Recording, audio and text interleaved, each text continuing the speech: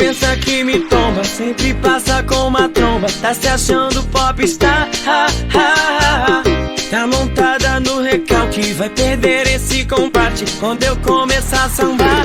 Agora se prepara, que a gente tá chegando, vamos chegar lacrando. Agora se prepara, que a gente tá passando.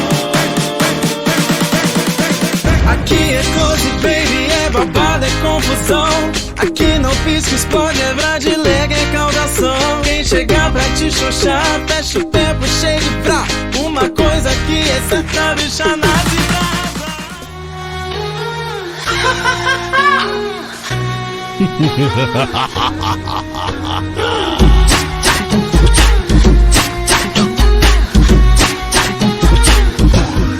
lacração, chego com tudo, pisa no firme, olha pra cara das inimigas e penso assim como elas são tristes. Lacração, chego com tudo, pisa no firme, olha pra cara das inimigas e penso assim como elas são tristes. Qual é a solução pra nós? Qual é a solução pra nós? Qual é a solução pra nós dois? Hoje depois deixa o dia clarear. Qual é a solução pra nós? Qual é a solução pra nós? Qual é a solução pra nós dois? Hoje depois deixa o tempo desvendar. Que no rally rola tenha muito mais que só entra e sai vara. Tomara. Que no rally rola tenha muito mais que só entra e sai. Eu não queria que chegasse, só acabaram meu bem. Uma lambida no zainha, tão gostoso também. Vai mordendo o corpo inteiro assim pra me conquistar. Eu não queria que chegasse, já sentando meu bem. Faz um carinho com a boca no mamilo também. Aquela pegada tão gostosa faz delirar. Perna crua, tudo de cabeça pra baixo. Troquei os paus pelas mãos, aqui o buraco não é pra macho. E eu subo de quatro na mesa do bar, desço gostoso pra te excitar. Deixa sem bala no swing da Tindeus Boy, é o que não vai faltar. Baixa com as bravas, chaca fogo no pavio. Tô fechada com as minhas parceiras de todo o Brasil. Ai, quem fala demais sem saber da minha vida. Muito prazer, Pepita, você sempre evoluída. Você chega em casa e eu fico louco, afoito, querendo te amar. A gente cola tão gostoso, é fácil de equalizar. Meu tempo inteiro é pra você. Sei lá, vamos viajar. A gente sai dessa TV, aprende a sintonizar. Eu quero sentir o mesmo love por você, naquela dose de prazer. Love por você. Eu quero sentir o mesmo love por você, naquela dose de prazer. Love por você. No auge da vida, auge do oral, seguindo a batida, conceitual, sexo intenso, consensual, atinge o orgasmo, hit fatal, por toda a noite, sinto prazer, dançando contigo até o amanhecer, fazendo acontecer, quero você, não vou negar, você me excita, me faz delirar, a gente sabe quem quer nos pegar, meu bem, eu sei, cê quer me amar, meu bem, eu sei, cê quer me amar, meu bem, eu sei, cê quer me amar, meu bem, eu sei, cê quer me amar. Bom, gente, a gente está aqui dando continuidade ao nosso segundo evento da CDEP, né, Semana de Diversidade da Escola Politécnica da USP. Eu sou o Felipe, mas me chamam de Placa. Sim, é um pouquinho estranho, mas me chamam de Placa. Eu também faço parte do PoliPride, o coletivo que está organizando esse evento para vocês. A gente está aqui na versão online do evento por conta da situação pandêmica, né, então não tem muito o que fazer. Eu vou explicar um pouquinho mais do modelo de evento, só para a gente ter, para a gente curtir um pouquinho mais a experiência juntos. A gente vai funcionar. No primeiro bloco do evento, a gente vai fazer uma troca de experiências com pessoas soropositivas para a gente conseguir empatizar mais com a causa e etc. A gente vai ter um intervalo de 5 minutinhos para a gente ir no banheiro, beber água. E a gente vai voltar no segundo bloco com umas perguntas um pouquinho mais específicas para a saúde sexual na parte da medicina e na parte da sexologia. A gente preparou alguns preminhos para vocês, então a partir do primeiro evento que vocês vierem, E, então, preencher a inscrição e o feedback no final do evento que a gente vai mandar para vocês. Inclusive, o link da inscrição tá aqui na tela em algum lugar, que a gente tá mandando no chat para vocês. A partir do primeiro evento que você vier, você ganhar um cupom Devino, de 15% de desconto.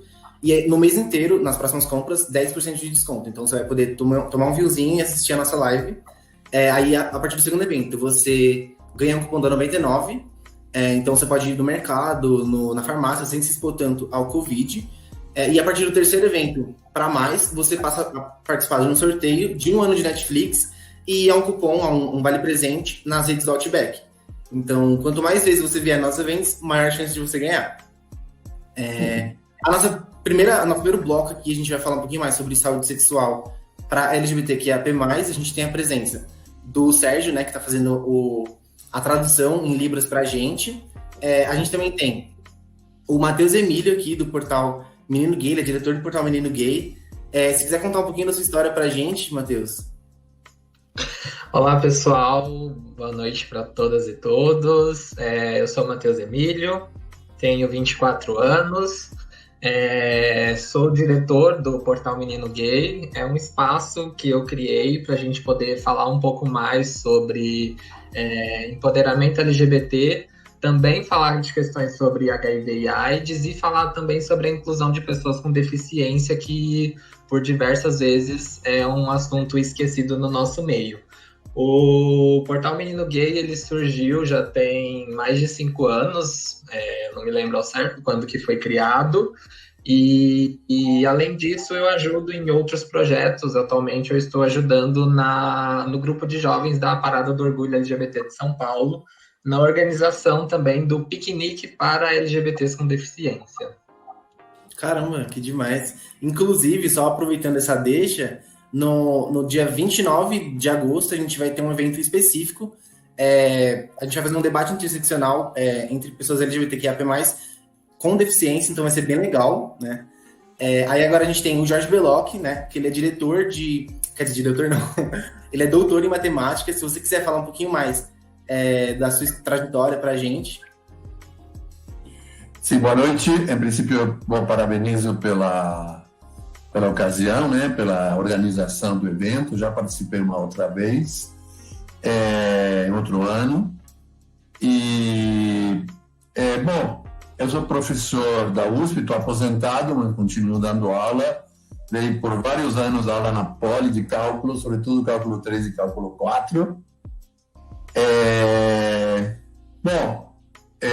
Eu participei do grupo Somos, de afirmação homossexual, que chamava na época, né? E depois, quando eu vim na USP, né? Depois, a partir de 89, participei da fundação do Grupo Pela Vida de São Paulo. E depois, em 96, comecei a participar do GIP, Grupo Incentivo à Vida. Uso terapia antiviral desde 1990 a 91, não me lembro que foi no final do ano, né, que eu comecei. Eu me lembro, bom, eu fiz algumas coisas na universidade. Eu me lembro que escrevi um artigo que foi publicado na revista da USP, ter HIV na USP, o uso do hífen na língua portuguesa, né? Esse é o nome, o título, né? Eu participei de um grupo gay aí como convidado da Poli. É um grupo mais social, fundado por participaram na fundação 2 estudantes meus aí de cálculo 3, um era Estela e outro Júlio César. Não sei se chamava Esperança, mas era um grupo mais social, fazia reuniões e tudo isso. Caramba, que então. É isso. Brevemente. Agora, antes da gente entrar para as perguntas, eu tenho uma dúvida meio que pessoal. O senhor comentou que você faz o uso do tratamento desde 91. Aí eu queria saber se esse tratamento ele mudou muito ao longo desse tempo, tipo, até hoje. E como que mudou, né? Então, mudou muito, sim. Quando eu comecei, eu tinha que comprar antiviral. Então, eu tinha que comprar o AZT. Eu comprei 3 meses. aí começaram a dar no serviço público. E eu comecei com monoterapia, isto é, terapia com um único medicamento antiviral. Bom, em 96 eu passei para a terapia tríplice, porque na verdade aí se comprovou que a terapia tríplice, essa era eficaz. A terapia, monoterapia tinha um efeito inicial, mas depois deixava de fazer efeito. Eu felizmente nunca desenvolvi doença oportunista, né? E naquela época, bom, quando veio as primeiras terapias tríplices, eram as terapias mais exigentes, tanto em horário quanto em dieta, sabe? Exigências alimentares. Eu cheguei um medicamento que tinha que tomar a cada 8 horas e tinha que fazer um jejum de gordura de 3 horas ao redor de cada tomada, né? Então, e eu sempre segui à risca meu tratamento, né? E então minha vida era uma complicação, porque imagina o que é isso socialmente. Vamos jantar fora, ou imagina, vai num churrasco, ou uma feijoada que não tem hora para sair, etc. Bom, mas depois eu acho que os tratamentos, bom, mas por sorte veio, né? Porque depois os tratamentos foram ficar mais amigáveis, tanto em termos de menos pílulas, como doses diárias, e como menos exigências alimentares. Então, agora temos tratamentos que são, os medicamentos produzem menos eventos adversos, pelo menos os de terapia inicial. Alguns medicamentos já foram aposentados até, já foram deixados de lado. Então, na atualidade, há medicamentos, por exemplo, uma única pílula uma vez por dia, sem exigência alimentar, ou 2 tomadas por dia, outra vez sem exigência alimentar, e tratamentos realmente muito mais mansos. De qualquer jeito, são terapias crônicas, por enquanto. Ou seja, contínuas e provavelmente pelo resto da vida. Então, bom, é isso. E terapia também com muito menos pílulas. Né? Entendi. Não, muito obrigado por responder, era uma dúvida que eu tinha. Você quer comentar alguma coisa sobre, Matheus? Não, eu só queria colocar que, além do remédio que foi se modificando ao longo dos anos, é importante a gente pensar também sobre o acesso a esse tratamento, que também mudou muito ao longo desses últimos anos. Eu já conheço o Beloc do Grupo Pela Vida, de eventos também no GIV, e uma das coisas que eu sempre ouvi bastante quando conversava com o Eduardo, que é um amigo em comum que nós temos, é do início dos primeiros remédios que chegaram ao Brasil, além de centenas de efeitos adversos que eles possuíam, era quase que uma luta para escolher quem que ia tomar, quem que ia começar aquele tratamento, naquele momento quase que uma escolha de quem vai viver de fato.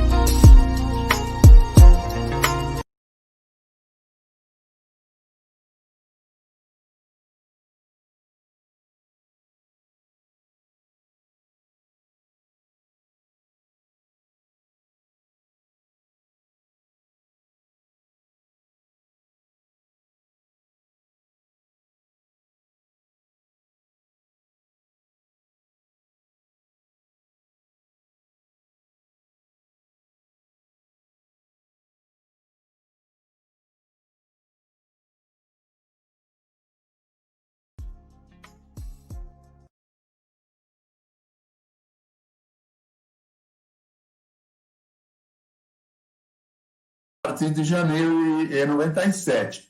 Importante lembrar que, em janeiro de 96, o município de Santos, com a prefeita Thelma de Souza e o secretário Davi Capistrano, eles iniciaram já o tratamento para cidadãos de Santos. E em março, em Campinas, março de 96. Então, veja, não foi tudo esperando o governo federal, não. Os entes federativos tomaram as suas medidas. Então, eu acho que isso é muito importante. Houve toda uma mobilização, tanto sensibilidade da sociedade, como sensibilidade judicial, sensibilidade das autoridades de algumas cidades, do Estado, etc., que forneceram, que ajudaram a fornecer. E a Lei 9313, que estabelece que acesso universal a antivirais e tratamentos, é daquela época, né? E foi aprovada no Senado por unanimidade. Imagina uma coisa aprovada pelo Senado por unanimidade. Bom, Então, difícil. seria possível dizer, então, que a gente conseguiu esse acesso universal aos medicamentos por uma pressão e por uma articulação do movimento LGBT como um todo, pressionando esses juízes e essas questões parlamentares? Ou não estou falando coisa certa? Eu só estou tirando uma dúvida, gente. É possível dizer? Mateus, eu falo, Mateus. Pode comentar, Jorge. Não é movimento LGBT, era o movimento de AIDS. Uhum. O movimento LGBT, em geral, esteve muito distante da questão da AIDS. Então, foi o movimento de AIDS. Mas eu acho que esses movimentos também foram capazes de suscitar a sensibilidade social, né? Como vocês veem, sensibilidade tanto do legislador, do judiciário, das autoridades do executivo. Então, é claro que tinha algumas pessoas que diziam não vão fornecer isso porque não dá para pagar. Esse argumento sempre aparece. Não basta, não é AIDS, não dá para pagar. Melhor solidificar o que a gente tem. Essas coisas, sabe, que são, bom, toda vez que tem uma coisa nova, fala isso. Então, eu queria, essa é a minha perspectiva, né? Não, justo. Matheus, você quer comentar alguma coisa? Eu quero só comentar o quanto, de fato, apesar de terem muitas pessoas LGBTs e alguns grupos LGBTs também apoiando, ficou muito marcado dos relatos históricos que eu já ouvi de pessoas que estavam naquela época e também de livros que eu já li a respeito do assunto, que houve uma tentativa muito forte naquela época de se desvincular os dois movimentos por uma questão de estigmatização da própria população LGBT. Uhum. E isso é uma questão muito debatida, inclusive, nos dias de hoje. Se nós formos parar para pensar, apesar de ainda hoje a nossa população LGBT ser uma das que mais tem casos de HIV e AIDS, se nós observarmos, por exemplo, a Parada do Orgulho LGBT de São Paulo nunca tratou de forma direta sobre esse assunto, a parada que é hoje um dos maiores símbolos que nós temos de representação.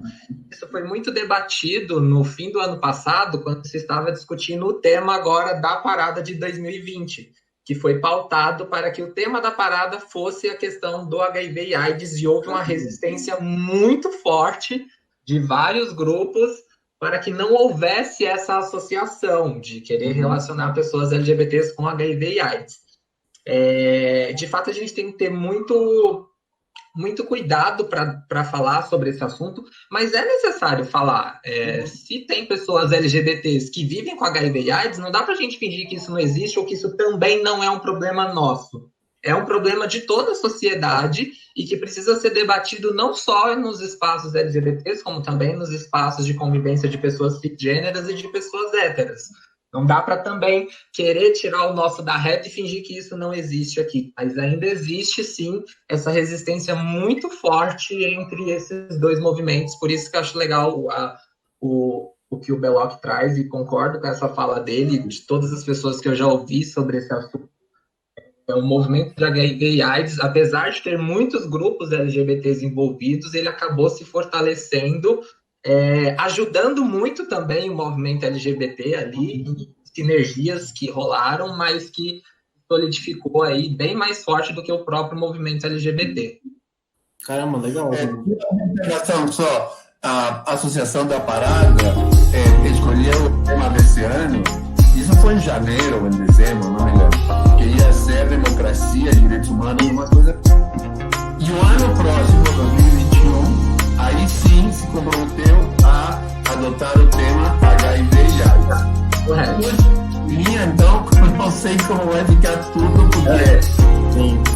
Mas já está definido que o tema da próxima parada vai ser sobre HIV e AIDS. Se nada mudar. E o desse ano é direitos humanos, então? É democracia. Seremos o pesadelo daqueles que tentam roubar a nossa democracia. Algo nesse sentido. Caramba, legal. Bom, gente, vamos abrir, né, a sessão de perguntas. Eu acabei roubando um pouquinho de tempo para tirar umas perguntas pessoais minhas. A primeira pergunta, ela é bem básica, assim. Qual que é a diferença entre HIV e a AIDS em si? Quem se sente confortável em responder? Quer falar, Belloc? Bom, HIV é infecção pelo vírus da imunodeficiência humana. Ter HIV é ter uma infecção. Uhum. Essa infecção produz necessariamente, imediatamente, sintoma, doença, né? Quando você tem doença, ou seja, com o enfraquecimento do sistema imunológico devido à ação do vírus HIV, na ausência de terapia antirretroviral, você pode desenvolver doenças oportunistas. O que significa oportunista? É que são doenças que as pessoas normalmente não teriam, a menos que tivessem uma deficiência imunológica importante. No caso, produzida pelo HIV. Então, ter AIDS é ter, além do vírus HIV, ter sido diagnosticado com alguma dessas doenças, como são a pneumonia por pneumocítis, uma tuberculose extrapulmonar, toxoplasmose, enfim, tem várias, sarcoma de Kaposi, enfim, são essas chamadas. E então, ter AIDS é ter essa doença, ter manifestação, sintoma. Ah, entendi. Quer comentar alguma coisa, Matheus? Eu vi que você falou. Não, perfeito. Tranquilo. Aí a próxima pergunta é: existem outros métodos para reduzir as chances de transmissão além da camisinha? Sim, existem outras formas de se reduzir, é o que nós chamamos da possibilidade hoje de prevenção combinada e também da redução de riscos de acordo com a prática sexual de cada um. Hoje em dia nós temos outras formas para além da camisinha, como por exemplo a PrEP e a PEP. A PrEP, profilaxia pré-exposição, é um medicamento que a pessoa pode fazer o uso contínuo para que se evite, caso ela tenha contato com o vírus, para que o vírus entre de fato no organismo dela. E a PEP, profilaxia pós-exposição, uma vez que você teve alguma relação de risco, acabou transando sem camisinha, a camisinha estourou, ou qualquer outro tipo de exposição que você tenha tido, dentro de 72 horas você pode buscar aí um posto de saúde e fazer o uso desse remédio por 28 dias seguidos, que vai também servir como uma forma de você se prevenir do vírus.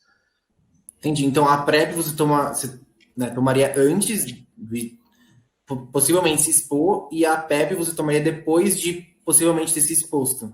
Isso, a PrEP antes e a PEP posterior.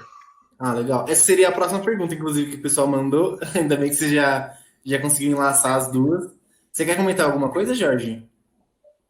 Não, porque é importante lembrar que até 72 horas para a PEP, a profilaxia pós-exposição, é 2 horas, como o Matheus falou. Ah, legal. Legal. a provável exposição. Justíssimo. Aí a próxima pergunta é possível contrair o vírus durante o ato sexual, mesmo que não haja ejaculação?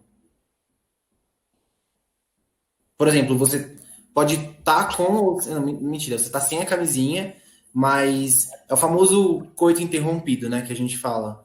É possível você contrair o vírus, né, sem esse uso tanto do PrEP quanto do PEP, ou então usando esses dois medicamentos. Não, usando o medicamento, a eficácia, se você tomar o medicamento regularmente, como receitado, a eficácia é muito alta. Então, são raros os casos de infecção. E tão raros são que eles são informados no mundo inteiro que houve um caso aí, entendeu? Agora, é possível o líquido seminal, por exemplo, né? A baba, por exemplo, sem ser ejaculação, ela também tem vírus. Uhum. Você não precisa da ejaculação, do esperma completo para eventualmente ter contato com o vírus. Um dos fluidos que formam esperma, que é o líquido seminal, ele pode ter vírus. Uhum. E quando a gente fala de transmissão, eu sempre costumo usar um raciocínio de que você tem que ter uma porta de saída do vírus, do corpo da pessoa que tem o vírus. Obviamente, se não estiver em tratamento, nem no uso de nenhuma outra profilaxia de prevenção. Então, tem que ter uma porta de saída de um corpo e uma porta de entrada no outro. Quando nós estamos falando de uma relação, por exemplo, caso seja uma relação anal entre dois homens, um casal gay, pode ser que do atrito do ânus com o pênis causam microferidinhas, coisas quase que imperceptível, que é uma porta de saída e que pode ser uma porta de entrada ali no outro corpo. Então, existem outras... O vírus, ele se transmite, às vezes, nessas pequenas situações, acaba rolando uma transmissão. É bom a gente sempre pensar onde tem uma porta de saída e onde tem uma porta de entrada. E aí o risco ele vai se aumentando conforme nós fomos possibilitando. Tá bom, não gozou, mas pode ter tido essas pequenas feridinhas, pode ter tido isso que o Jorge bem comentou, daquele pré-gozo que as pessoas costumam falar, então já tem um risco. Se a pessoa goza dentro, aí o risco ele vai aumentando. Conforme nós vamos realizando a prática sexual, os riscos vão se tornando maior ou menor de acordo com o grau de exposição. Entendi. Acho que respondeu bem nessa pergunta, foi bem completo. Então, se alguém, por exemplo, tem uma prática sexual que não uso camisinha, não consigo, N questões, cada um conhece a sua vida sexual, não vamos fazer juízo de valor disso.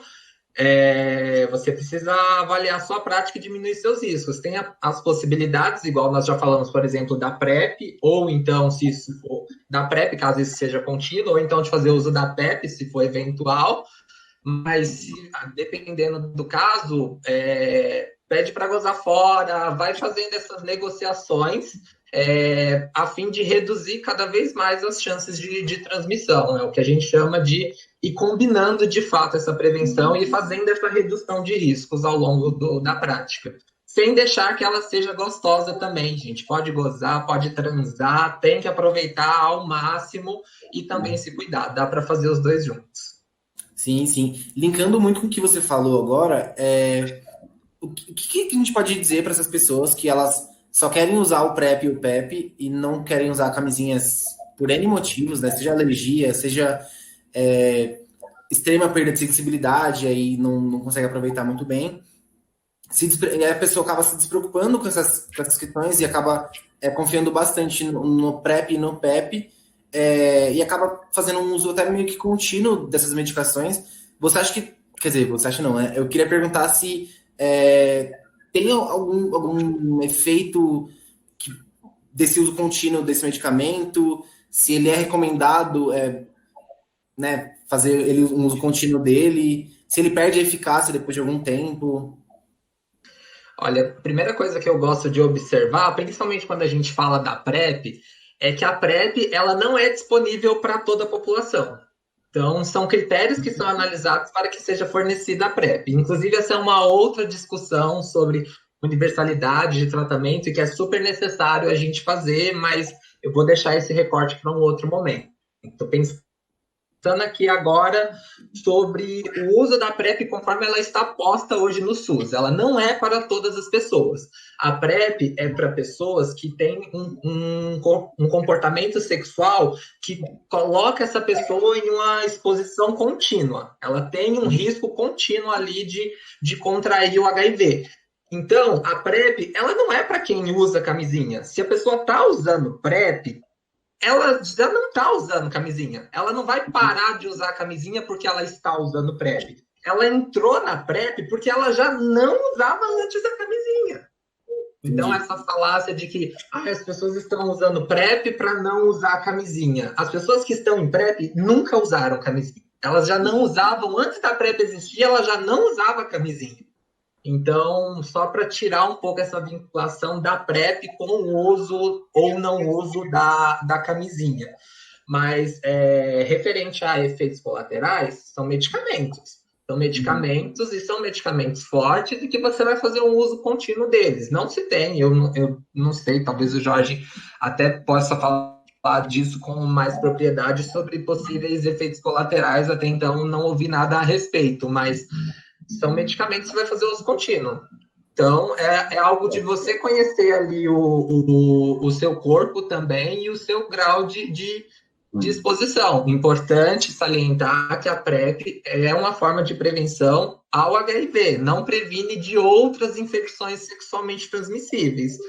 Mas aí a gente tem uma outra questão. Quem faz uso da PrEP, ela faz um acompanhamento contínuo com o médico. Então, mesmo que eventualmente ela venha a ter alguma outra infecção, ao qual seja possível tratamento, será descoberto rápido e aquela pessoa já não vai ser mais, não vai ter mais aquela infecção. Então, tem diversos benefícios que podem vir, sim, com o uso da PrEP, mas lembrando que se você usa camisinha, se você consegue fazer um uso contínuo, continua fazendo o tratamento. A PrEP também não é obrigatória, ninguém precisa se preocupar, agora todo mundo tem que tomar PrEP. Não, a PrEP é para casos de quem se encaixa para aquele modelo ali e precisa dela de acordo com a vida que a pessoa leva. O que não dá é para querer impor a camisinha para todo mundo. Se eu pego, por exemplo, uma pessoa que está se prostituindo e que está em situação de prostituição porque precisa pagar o aluguel dela. O cara chega e oferece R$100 com capa e R$200 sem capa. É óbvio que a pessoa vai fazer sem capa.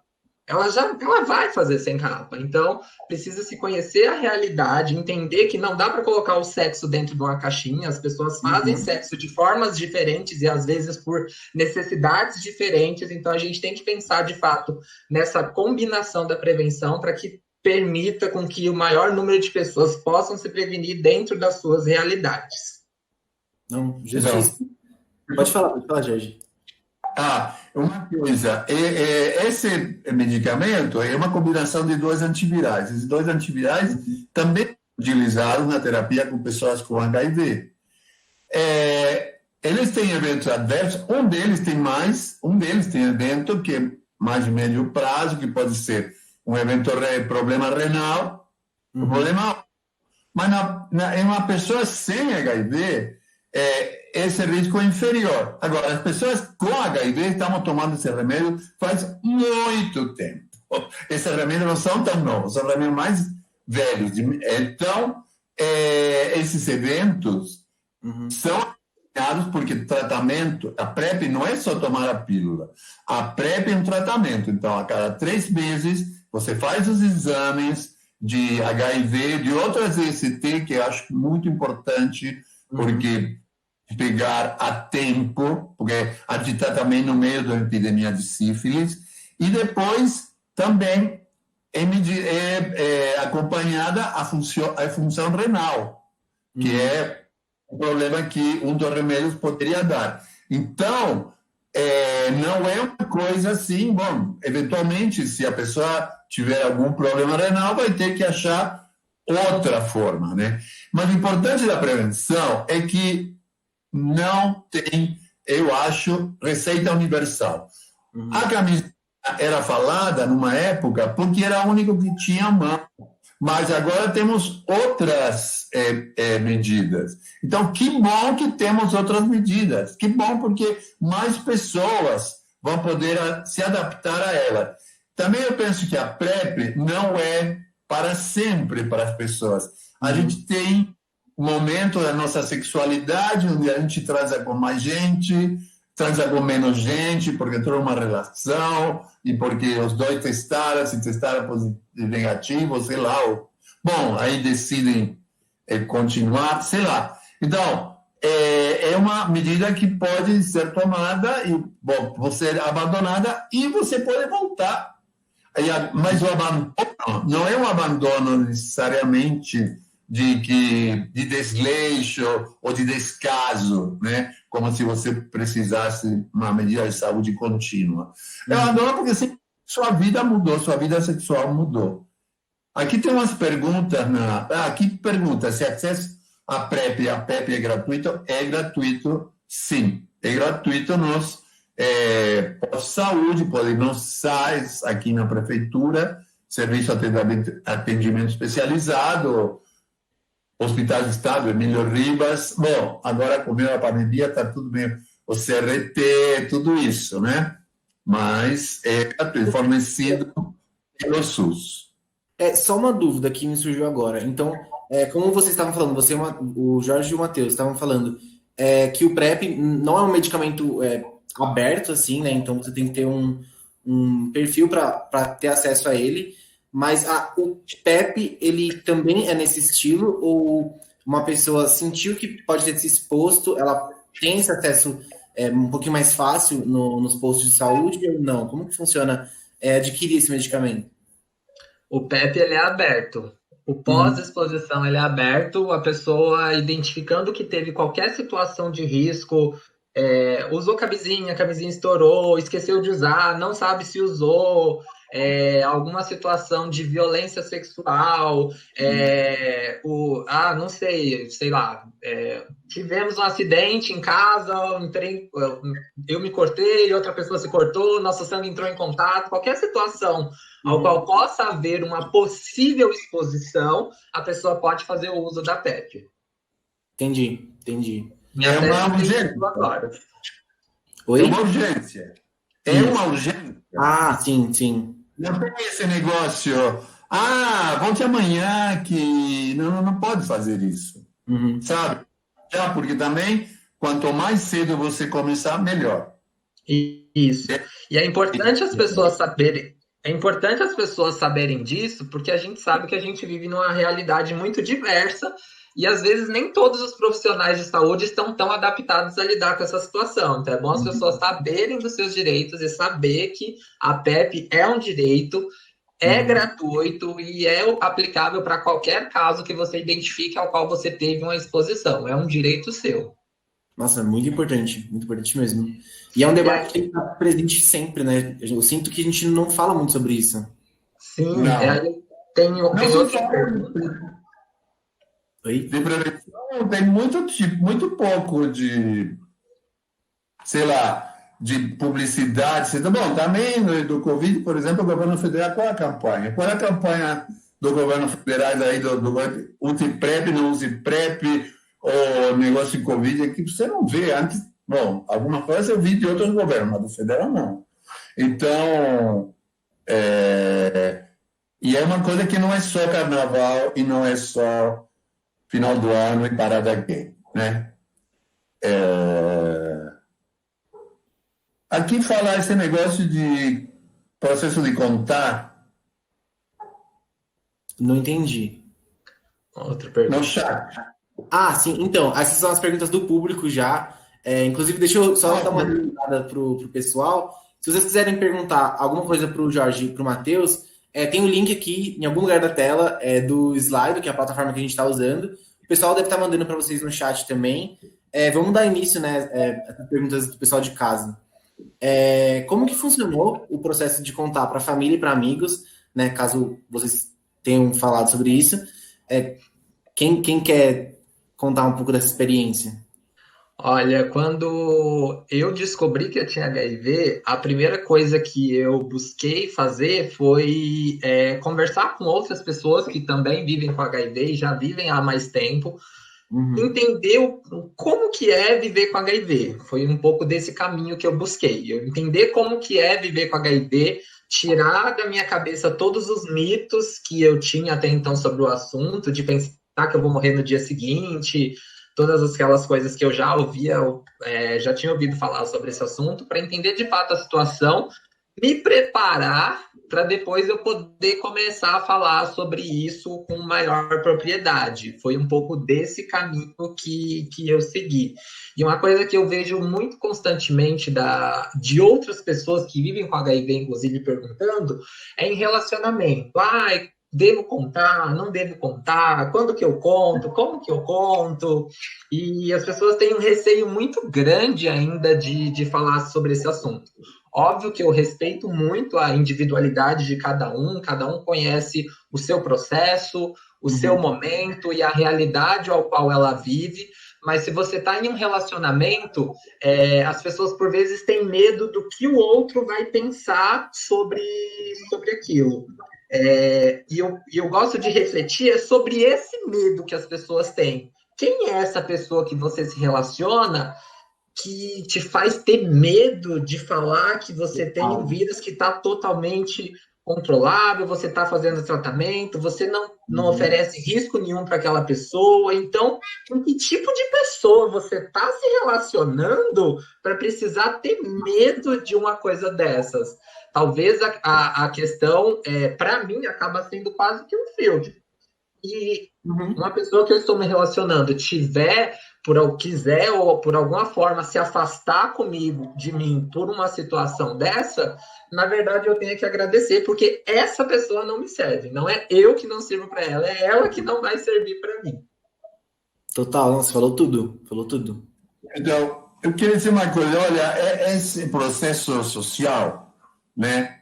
Porque o HIV é uma infecção muito marcada, né? Então, talvez você pegando uma outra, sei lá, você não teria a mesma reação das pessoas, né? Então, o estigma vem de bastante longe, né? Desde o início. E em diversos lugares há diferentes preconceitos. Então, por exemplo, no trabalho, né?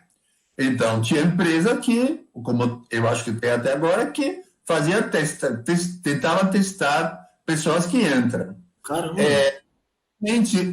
Atualmente é no Exército também, aqui no Brasil. Continua pedindo. Sim. Não pode entrar mesmo. Isso tem sido combatido sem sucesso. Depois da família, amigo. Por exemplo, eu já vi muitos que não queriam falar para a família, porque, por exemplo, eu morava com a família era muito religiosa e de uma religião preconceituosa. Porque no Brasil parece que religião, de modo geral, se tornou uma coisa muito próxima do preconceito. Então, não, porque eles vão saber, então, que eu sou gay, né? Bom, então, às vezes tem problema, não sei o que fazer. Eu conheci uns caras lá no GIV que o cara carregava consigo na sua mochila o seu tratamento, porque não queria deixar na casa dele, porque a mãe ia mexer com tudo. Então, veja só a que ponto chega. Né? E depois, amigo também, tem a mesma coisa que o Matheus falou, que tem gente que não aceitou que vive numa sociedade onde o HIV e a AIDS estão presentes. Aliás, parece muito cor-de-rosa quando a gente fala, mas tem que lembrar que morrem mais de 11 mil pessoas por ano no Brasil de AIDS, todos os anos. Então, isto temos que lembrar. Tem muita gente que morre de AIDS no Brasil ainda. Com todo esse que estará acontecendo, é uma boa pergunta também. Então, é muito marcado porque talvez as pessoas fazem suposições ou inferências sobre a sua sexualidade, como pegou com quem, etc. né? Pessoas que elas não aceitam o HIV perto delas, porque no mundo fantástico dela, no mundo, não existe isso. Então, te joga para fora, te discrimina, né? E a gente sim tem sido discriminado, né? Também entrou no meio, obviamente. Então, eu acho que isso é uma coisa que cada pessoa vai ter que dosar, conforme a sua realidade. No GIV, a gente recebe, às vezes, pessoas que só vêm porque querem falar com alguém, porque não tem com quem falar com HIV, porque por causa do entorno que elas têm. Então, acontece com outras ONGs. Pessoas que não podem ser visíveis ou não. Meu processo foi paulatino. Não é que eu soube e fui falando, não. Era... Bom, como eu não sei quando me infectei, mas acho que foi em 89 eu tive um teste positivo. Então, isso era possível. Eu já sabia que era possível ter HIV, porque eu tinha transado antes que viesse tudo com pessoas que depois vieram a morrer de AIDS. Então, eu já sabia que era possível para mim. Só que eu tinha decidido não me testar. Para que ia me testar se não tinha tratamento na época? Então, ia fazer o quê? Bom, eu estava começando a usar camisinha. Aí veio o diagnóstico, porque eu fui fazer uma cirurgia e sem me perguntar, me testaram. Me testaram sem o meu consentimento. E aí, então, quando me deram a alta da cirurgia, me falaram, tem mais uma coisa. Né? O médico estava mais nervoso do que eu, porque eu sabia que era possível. Eu sabia que era possível. A preocupação naquela hora não era o HIV, era a convalescença da cirurgia. Então, então é muito das circunstâncias que cada um atravessa. Agora, eu penso que eu não tenho certeza que agora seja muito diferente. Eu acho que para algumas pessoas, em alguns casos, talvez com aquela história detectável igual inadmissível por relação sexual, né? Ou com a PrEP, tudo isso, talvez, mas não tenho certeza. Eu não... Até teve caras heterossexuais que... Eu me lembro que eles vieram no Giro e falaram... Um cara veio e falou, olha, porque além do mais, eu estou diagnosticado e vão dizer que eu sou viado. Então, aí essa foi um espelho, né? A gente não tem problema, porque isso é bom, a gente já cuidou. Mas teve gente que também, que é gay, e que me dizia, não, Jorge, e se minha família souber que se eu adoecer, eles vão saber que eu sou gay. Então,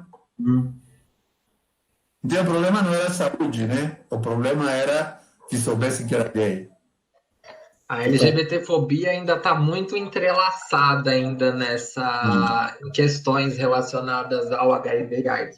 Por isso que quando a gente pensa também em tratamento, não é meramente dar um frasco de remédio todo mês para a pessoa, mas envolvem outras questões sociais que vão possibilitar, de fato, para que a pessoa faça e continue fazendo o uso daquele tratamento.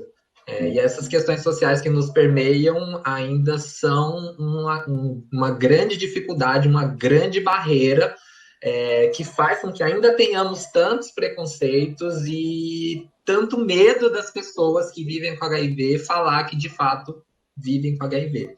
É óbvio que também ninguém precisa tatuar na testa, sair com um cartaz falando eu tenho HIV, mas seria muito legal se as pessoas pudessem falar abertamente sobre caso assim elas desejassem.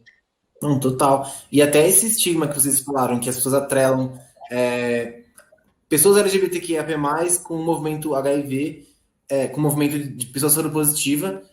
Eu vou linkar esse estigma com uma outra pergunta do público, que eles pediram para vocês explicarem um pouco mais dessa nova lei, né, que permitiu que pessoas, mais homens gays, bis e mulheres trans doarem sangue.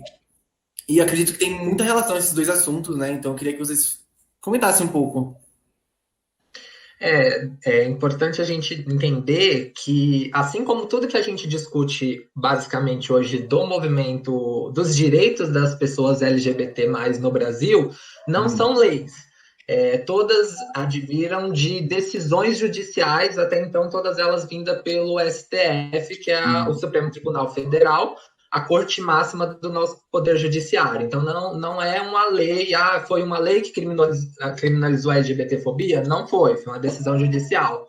Foi uma lei que permitiu o casamento? Não foi, não há lei sobre esses assuntos. São decisões judiciais, são processos que as pessoas entram questionando uma determinada norma e conseguem uma decisão favorável sobre aquele assunto, e aquela decisão, uma vez vinda do STF, pode ter um poder vinculante, que é um poder que é aplicado para todas as pessoas, para todo o país. E aí, recentemente, nós tivemos essa decisão do Supremo Tribunal Federal permitindo a doação de sangue por parte de pessoas LGBTs.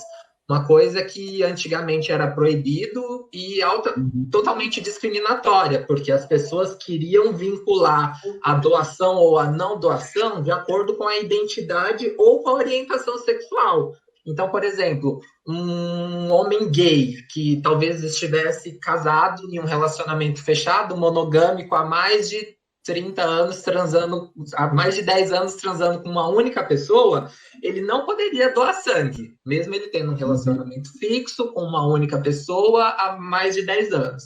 Agora, se viesse um hétero que tivesse talvez 10 parceiras ao longo do ano, ele poderia doar sangue. Então, é uma coisa meramente discriminatória, a qual as pessoas olhavam mais a orientação e a identidade do que a próprio risco que a pessoa tem de transmissão ou não. E, lógico, todos esses sangues, eles são tratados, eles são verificados se tem alguma coisa ou não. Então, tem N questões que só reforçam o quanto era discriminatório essa proibição de pessoas LGBTs. Acho que o Jorge quer falar.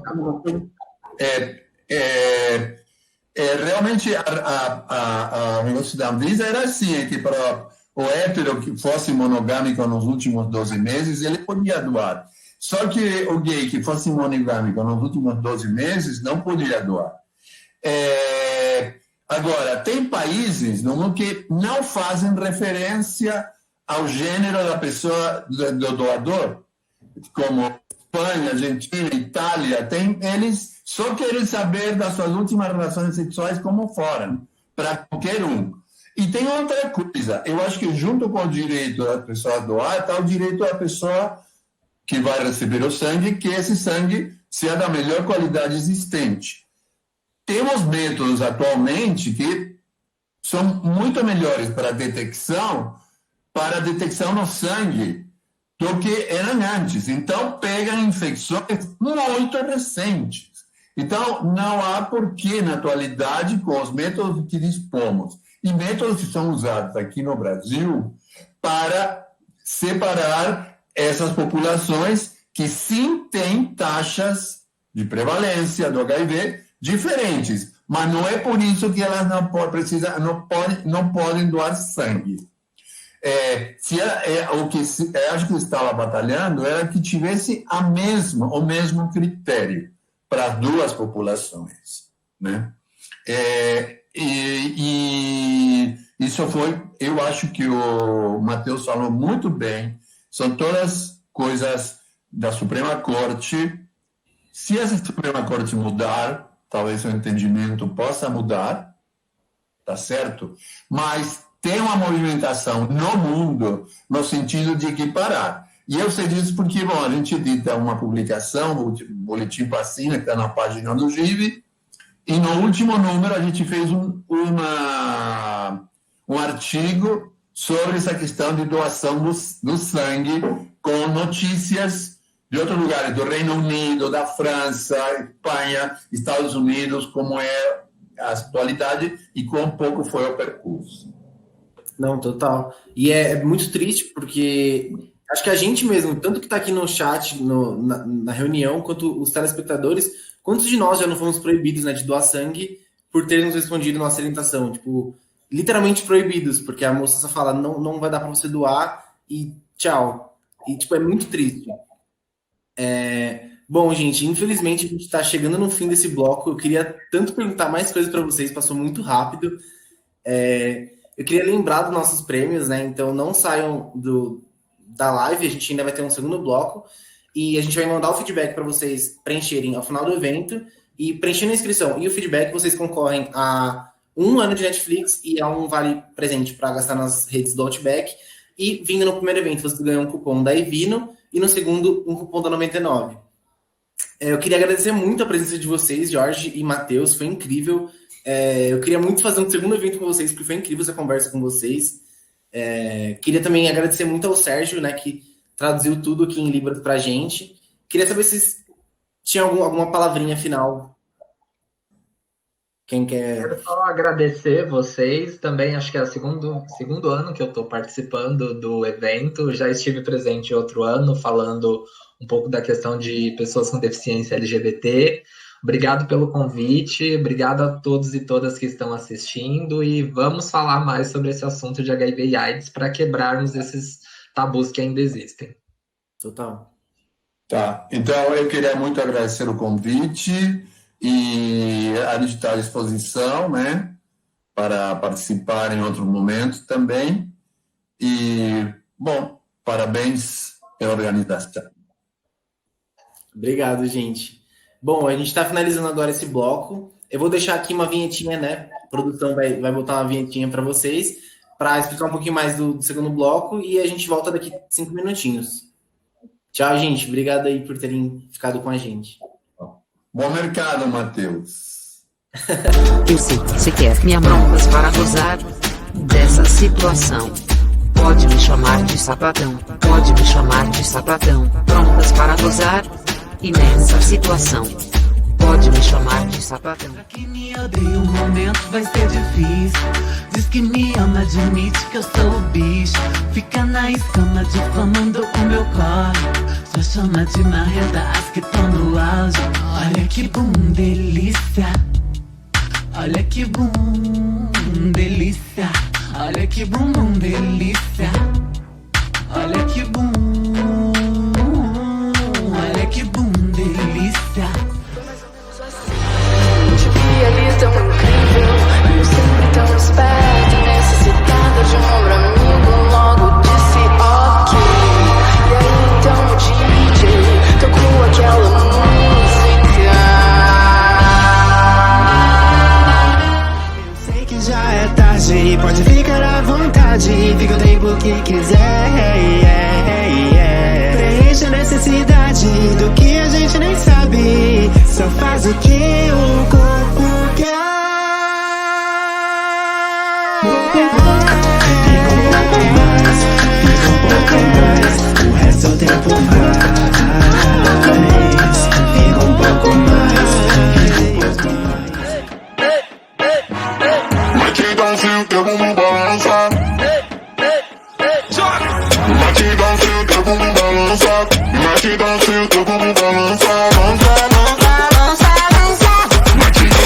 que eu vou me balançar.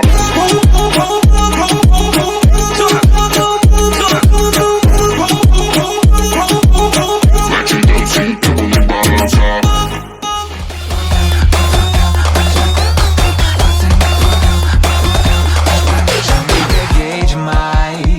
Não vou mentir, eu acho que me abri demais. E não te culpo se não for capaz. Nunca fui fã de relações convencionais. Você me fodeu, e não é do jeito que a gente gosta. Você me enlouqueceu, e depois virou as costas, virou as costas. Você me fodeu, e não é do jeito que a gente gosta. Você me enlouqueceu, e depois virou as costas, virou as costas.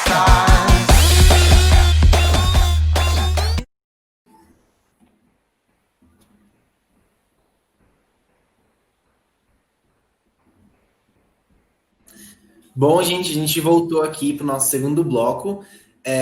A gente vai falar um pouquinho mais sobre, resolver um pouquinho mais de perguntas específicas, né, de sexologia e medicina. Então, não esqueçam de mandar suas perguntinhas aqui no link em algum lugar da tela do slide. A gente vai mandar aqui no chat para vocês também. Agora a gente tem a Bruna, que é a nossa intérprete. Ela substituiu o... eu esqueci o nome. Desculpa. Sérgio. Está substituindo o Sérgio. A gente também tem a Laísa, que ela é gerontóloga e sexóloga. Se você quiser se apresentar um pouquinho, contar sua trajetória para a gente. Bom, gente, primeiro eu quero agradecer pelo convite, né? Está sendo incrível o evento desde o primeiro momento, né? No período da tarde, às 2 horas, agora também no bloco anterior. Queria agradecer a todos vocês pela organização, pela excelência que está sendo. Bom, eu me chamo Laísa Camargo. Eu entrei na área da saúde, na verdade, na parte técnica em enfermagem. Então, eu sou técnica em enfermagem. Quando eu finalizei o técnico, eu fui fazer a graduação em odontologia, me formei pela UFSCar, a Universidade Federal de São Carlos, e foi na graduação que eu senti uma dificuldade nessa questão da sexualidade. Se a gente trabalha em processo de envelhecimento, a gente sempre fala muito sobre a individualidade do nosso processo. E quando chegava na parte de trabalhar a sexualidade no público idoso e ao longo do nosso envelhecimento, isso era muito raso. Então eu falei, gente, como uma parte tão importante da nossa vida fica tão vaga? E foi aí que eu fui atrás de fazer a especialização em sexualidade. Eu fiz pela Faculdade de Medicina da USP, em São Paulo, né? E quando eu cheguei na especialização, para minha surpresa, eu me deparei com um mundo que eu não conhecia. Né? Então, a gente está muito habituado a ouvir falar, né, sobre questão das pessoas que são gays, lésbicas e heterossexuais, mas a gente não amplia tanto, né, o leque das orientações. Então, foi na especialização, com 22 anos, que eu fui apresentada a transexualidade. Eu falei, gente, como pode eu estar há tantos anos na área da saúde e nunca ter tido essa informação? Uhum. Então, eu passei a falar um pouco mais sobre essa questão mais ampla, LGBTQIA+, né? E eu acho que a gente ainda tem muito para avançar, apesar de a gente ter esses espaços ótimos como o de vocês, reforçar essas falas. Né, eu tenho uma expectativa muito boa nesse encontro de hoje, né, com o Dr. Vinícius, inclusive, que é uma referência, gosto muito, acompanho o trabalho dele. Obrigado. Imagina, estou bem animada com a nossa conversa. Vamos lá, estamos muito animados. Bom, então a gente também tem agora o Vinícius, né, doutor. Ele é médico voluntário no Hospital das Clínicas da Faculdade de Medicina da USP e ele tem um perfil específico sobre saúde sexual para pessoas LGBTQIA+, então confiram o Instagram dele. Se quiser contar um pouquinho da sua história, da sua trajetória pra gente. Tá bom, então. Bom, sou Vinícius, né? Eu sou médico, formado aí há quase 8 anos, né? Me formei em Brasília. E minha especialidade, eu sou cirurgião do aparelho digestivo, né? Eu atuo também na área de coloproctologia, que é a especialidade que cuida das doenças do ânus, do reto e do intestino grosso, no geral, né? E aí eu comecei a ver que tinha uma demanda, tanto de colegas, eu sou um homem gay, né? Cis. E eu vi que tinha uma demanda de colegas, de amigos, até minhas mesmo, de dúvidas com relação ao próprio sexo anal, né? E essa relação aí com a coloproctologia, de muitas pessoas que falaram que não foram bem recebidas por médicos coloproctologistas no geral, não sabiam lidar com essa questão, né? Tem muitos mitos, né? Muito tabu disso e pouca evidência científica. Então eu comecei a me inteirar um pouco sobre o assunto. Eu faço um ambulatório de ISTs anorretais do Hospital das Clínicas, né? E eu lido muito com o paciente que vive com HIV também, né? Porque tem muita associação de HIV, HPV anal, enfim. Uhum. E aí eu comecei a me interessar sobre o assunto e vi que eu precisava realmente levar esse conhecimento a quem precisava. Isso surgiu a ideia da página no Instagram, né? A partir dessa página, com outros colegas médicos, né, e profissionais da saúde, a gente criou uma coluna de saúde LGBTQIA+, na revista Carta Capital. A gente tem um texto semanal lá, né, que a gente publica, né, para quem não conhece ainda. E aí eu comecei a me interessar e falar cada vez mais sobre esse assunto, é um assunto que me interessa muito, e não só na área de coloproctologia, eu comecei a ver que tinha uma demanda do público LGBTQIA+, de outras áreas, ginecologia, urologia, geriatria, né, acho que a doutora Laísa vai falar um pouquinho sobre isso também. Então, realmente não é só HIV, né, o HIV teve é que eu ia falar, assim, um papel importante na década de 80, porque os movimentos de LGBT que já existiam, mas muito mais enfraquecidos, infelizmente pelo próprio preconceito, eles foram fortalecidos e estimulados pelo próprio governo a se mobilizar para campanhas tanto de prevenção e tratamento do HIV, né? Então, a partir do HIV surgiu esse processo que culminou com a política de saúde LGBTQIA+, que já existe no SUS. Então, a gente sabe que não é só HIV, mas claro que ele ajudou esse movimento a se mobilizar.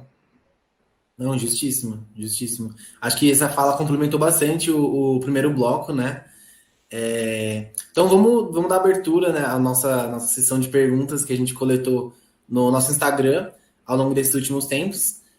A primeira pergunta é: quais ISTs que a gente pode contrair fazendo sexo oral sem camisinha? Quem tem mais confiança para falar isso?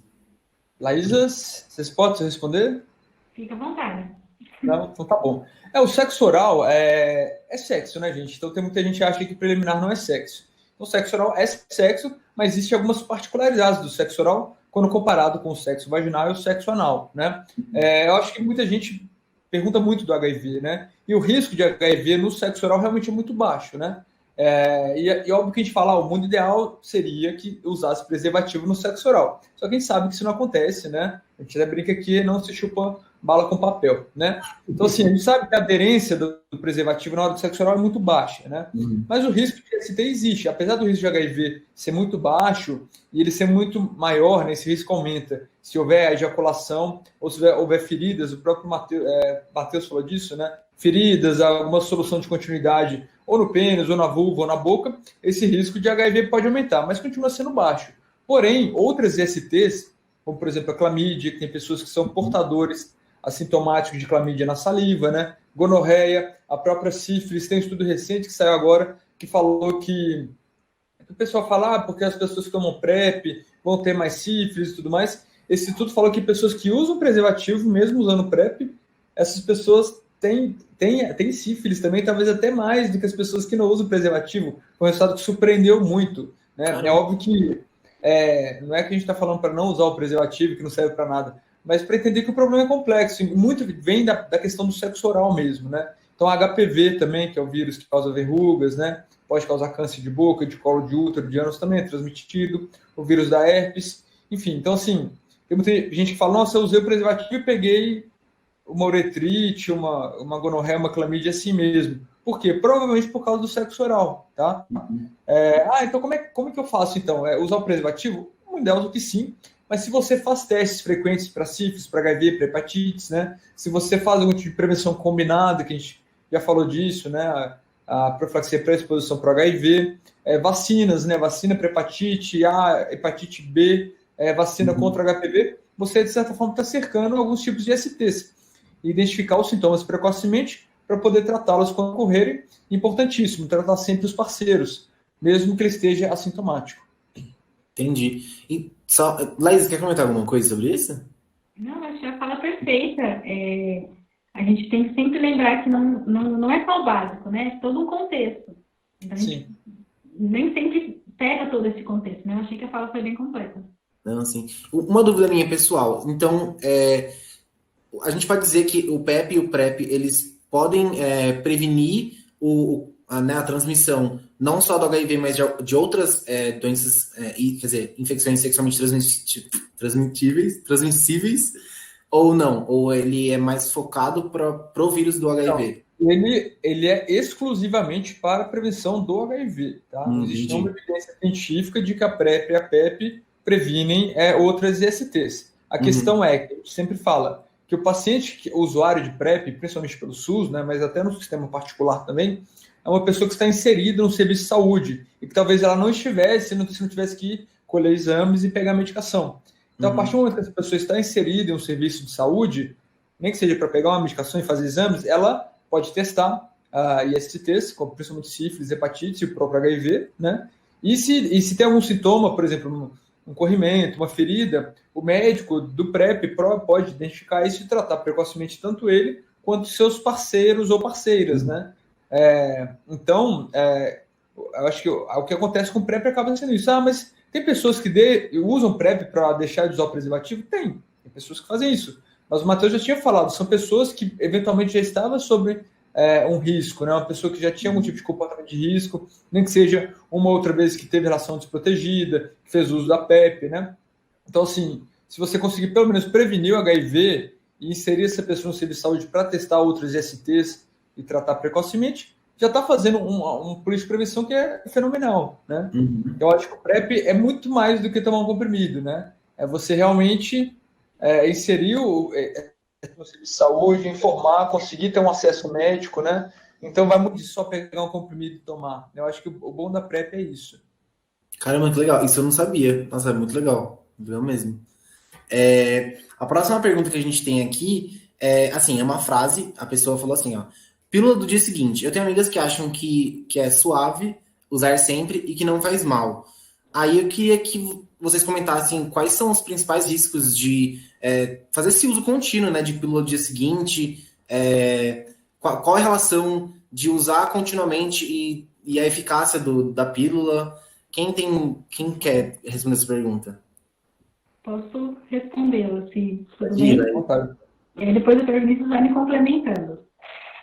Bom, a pílula do dia seguinte, ela é uma pílula de emergência, né? De contracepção urgente, né? De emergência. Só esse título já diz que não é para ela ser utilizada continuamente. Né? Então, a finalidade dela é para ocasiões específicas. E os estudos já mostram que, usando a longo prazo, ela vai perdendo essa eficácia da finalidade, que é evitar uma gravidez não desejada, enfim. É importante a gente reforçar que existem N formas de contracepção. Né? A gente tem a pílula de uso contínuo, a gente tem DIU, existem as camisinhas, né, os preservativos, que são super acessíveis, tanto o preservativo masculino quanto feminino. Em São Paulo é até mais acessível, né, não só em postos de saúde, mas nas próprias estações de metrô, enfim, tem muito fácil acesso. Sim. E a finalidade da pílula do dia seguinte, ela causa uma alteração na mucosa do útero, para que, caso o óvulo ele venha a ser fecundado, ele não consiga ter a aderência ao colo do útero para não ter essa gravidez, essa gestação. A longo prazo, essa mulher ela pode ter várias complicações em questão vascular, por exemplo, porque a gente, né, existem as indicações dos possíveis efeitos colaterais, que seriam enjoo, vômito, que são comuns de acontecer, náusea, dor abdominal, dor nos seios, né? E com esse uso mais contínuo, ela tem também uma possibilidade de desenvolver alguma coisa mais grave na parte vascular, como eu comentei, como, por exemplo, uma trombose. Porque a pílula ela vai aumentar a densidade do sangue, digamos assim. Ela vai deixar esse sangue mais coagulável. Então, se ele tem uma possibilidade maior de coagulação, essa mulher vai ter uma possibilidade maior de ter algum tipo de problema vascular. Então, ela pode vir a desenvolver uma trombose, ter algum tipo de embolia, como embolia pulmonar e tudo mais. E aí, uma coisa que deveria ser utilizada especificamente para uma urgência, né, tendo sido usada desreguladamente, vai causar um problema muito maior de saúde. Sem contar que, como ela vai perdendo, né, a eficácia quando repetidas vezes, ela não vai ter a função principal, que é evitar uma gravidez. Né? Vai estar colocando uma bomba de hormônio no seu corpo sem necessidade disso estar acontecendo de fato. Posso complementar a fala, que foi perfeita, só para falar uma parte mais técnica, né? Os anticoncepcionais, normalmente, o que eles fazem? Eles simulam hormônios. Os hormônios que normalmente, os hormônios femininos, progestágenas, progesteronas, os estrógenos, né? E o que a pílula anticoncepcional que você toma frequentemente, ela faz? Ela simula uma gestação. Por quê? Porque a mulher que está gestante, ela não engravida. O organismo, ele sabe que ela está gestando, e aí ela não vai ovular, por exemplo, né? E não vai... porque precisa ter esse nível constante dos hormônios, certo? O que a pílula de seguinte é? Ela é uma carga elevadíssima de hormônios, né? Que realmente faz com que, quando você toma pílula, e aí essa taxa de hormônio cai de repente, o epitélio do útero que estava preparado para gestar, ele vai descamar. Ele vai realmente descamar e vai impedir a anidação, que é que o embrião se acople ali no útero e a gestação ocorra, tá? Então, a carga hormonal de uma pílula do dia seguinte é inúmeras vezes maior do que a pílula que você toma todos os dias. A própria pílula já tem um risco, de certa forma, para trombose, igual a doutora Laísa falou, né? Para trombose e alguns tumores no fígado, por exemplo. Se você toma essa pílula com a carga hormonal ainda maior, você vai aumentar ainda mais esse risco, tanto de trombose, quanto de tumores hepáticos e todos os outros efeitos colaterais. Então, realmente é uma pílula de emergência, é um método contraceptivo de emergência em caso de uma exposição desprotegida, um estupro, né? Mas se você quer usar continuamente, você usa a pílula anticoncepcional normal, que tem muito menos efeitos colaterais. Não, justíssimo. Muito obrigado, gente, pela resposta. Acho que foi muito completa. Aí vamos pular para a próxima. Quais as ISTs que a gente pode contrair pelo sexo entre mulheres cis, né? E como fazer essa proteção? Como se proteger dessa transmissão dessas possíveis ISTs? Quem quer responder essa? Posso começar de novo?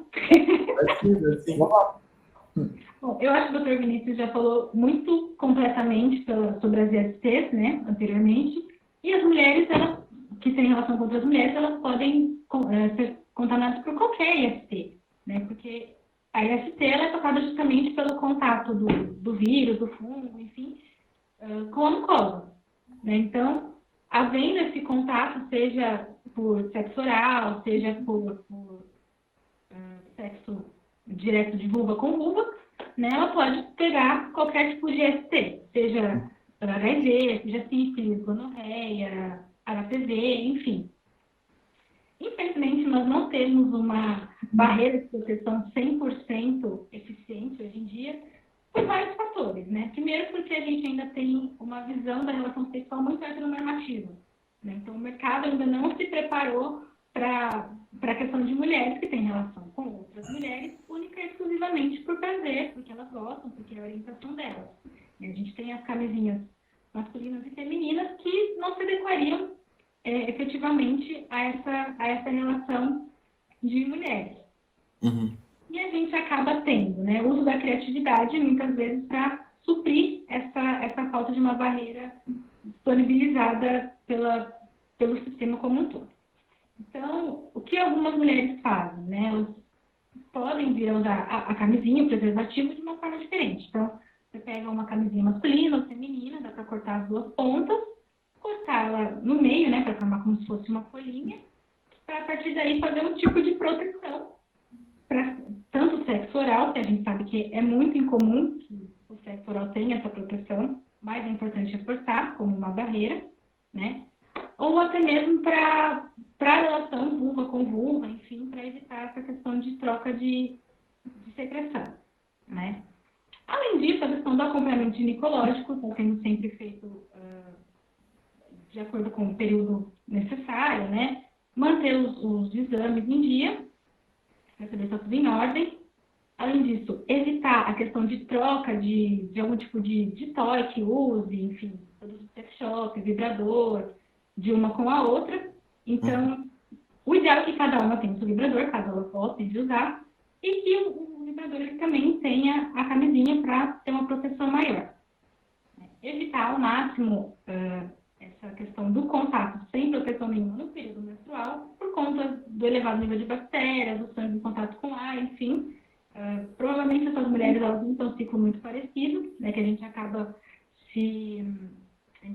entrando num ciclo próximo quando a gente fica muito tempo com outras mulheres. Então, é importante se atentar a isso também.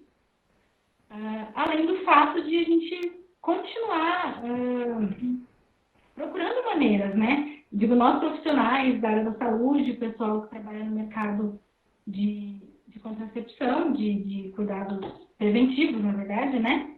Para poder suprir essa necessidade, esse nicho. Porque a nossa visão ainda limitada, heteronormativa de relação, acaba deixando bem vaga, né, essas possibilidades aí. Total. Vinícius, quer completar algo? Gostaria de Sim, comentar? não, foi perfeita a fala, né? O que acontece, né? Lembra que eu falei da questão do movimento LGBT, nas políticas de saúde LGBT? Então, a saúde da mulher lésbica e bissexual foi por muito tempo invisibilizada, né? Por que disso? Porque não era considerado grupo de risco, né? Não era considerado grupo de risco para HIV e STs. Então, as políticas de prevenção para essa população realmente não existiam. E aí o que acontecia? Tem uma aderência menor, né, da mulher lésbica e bissexual a ir ao ginecologista por medo do preconceito, e muitos profissionais, ginecologistas, inclusive, que deixam de fazer os exames preventivos com o Papa Nicolau para o HPV no colo do útero, para prevenção de câncer de colo de útero, não realiza porque a mulher lésbica não é penetrada por um pênis, mas ela é penetrada por outras coisas, por dedo, acessórios, né?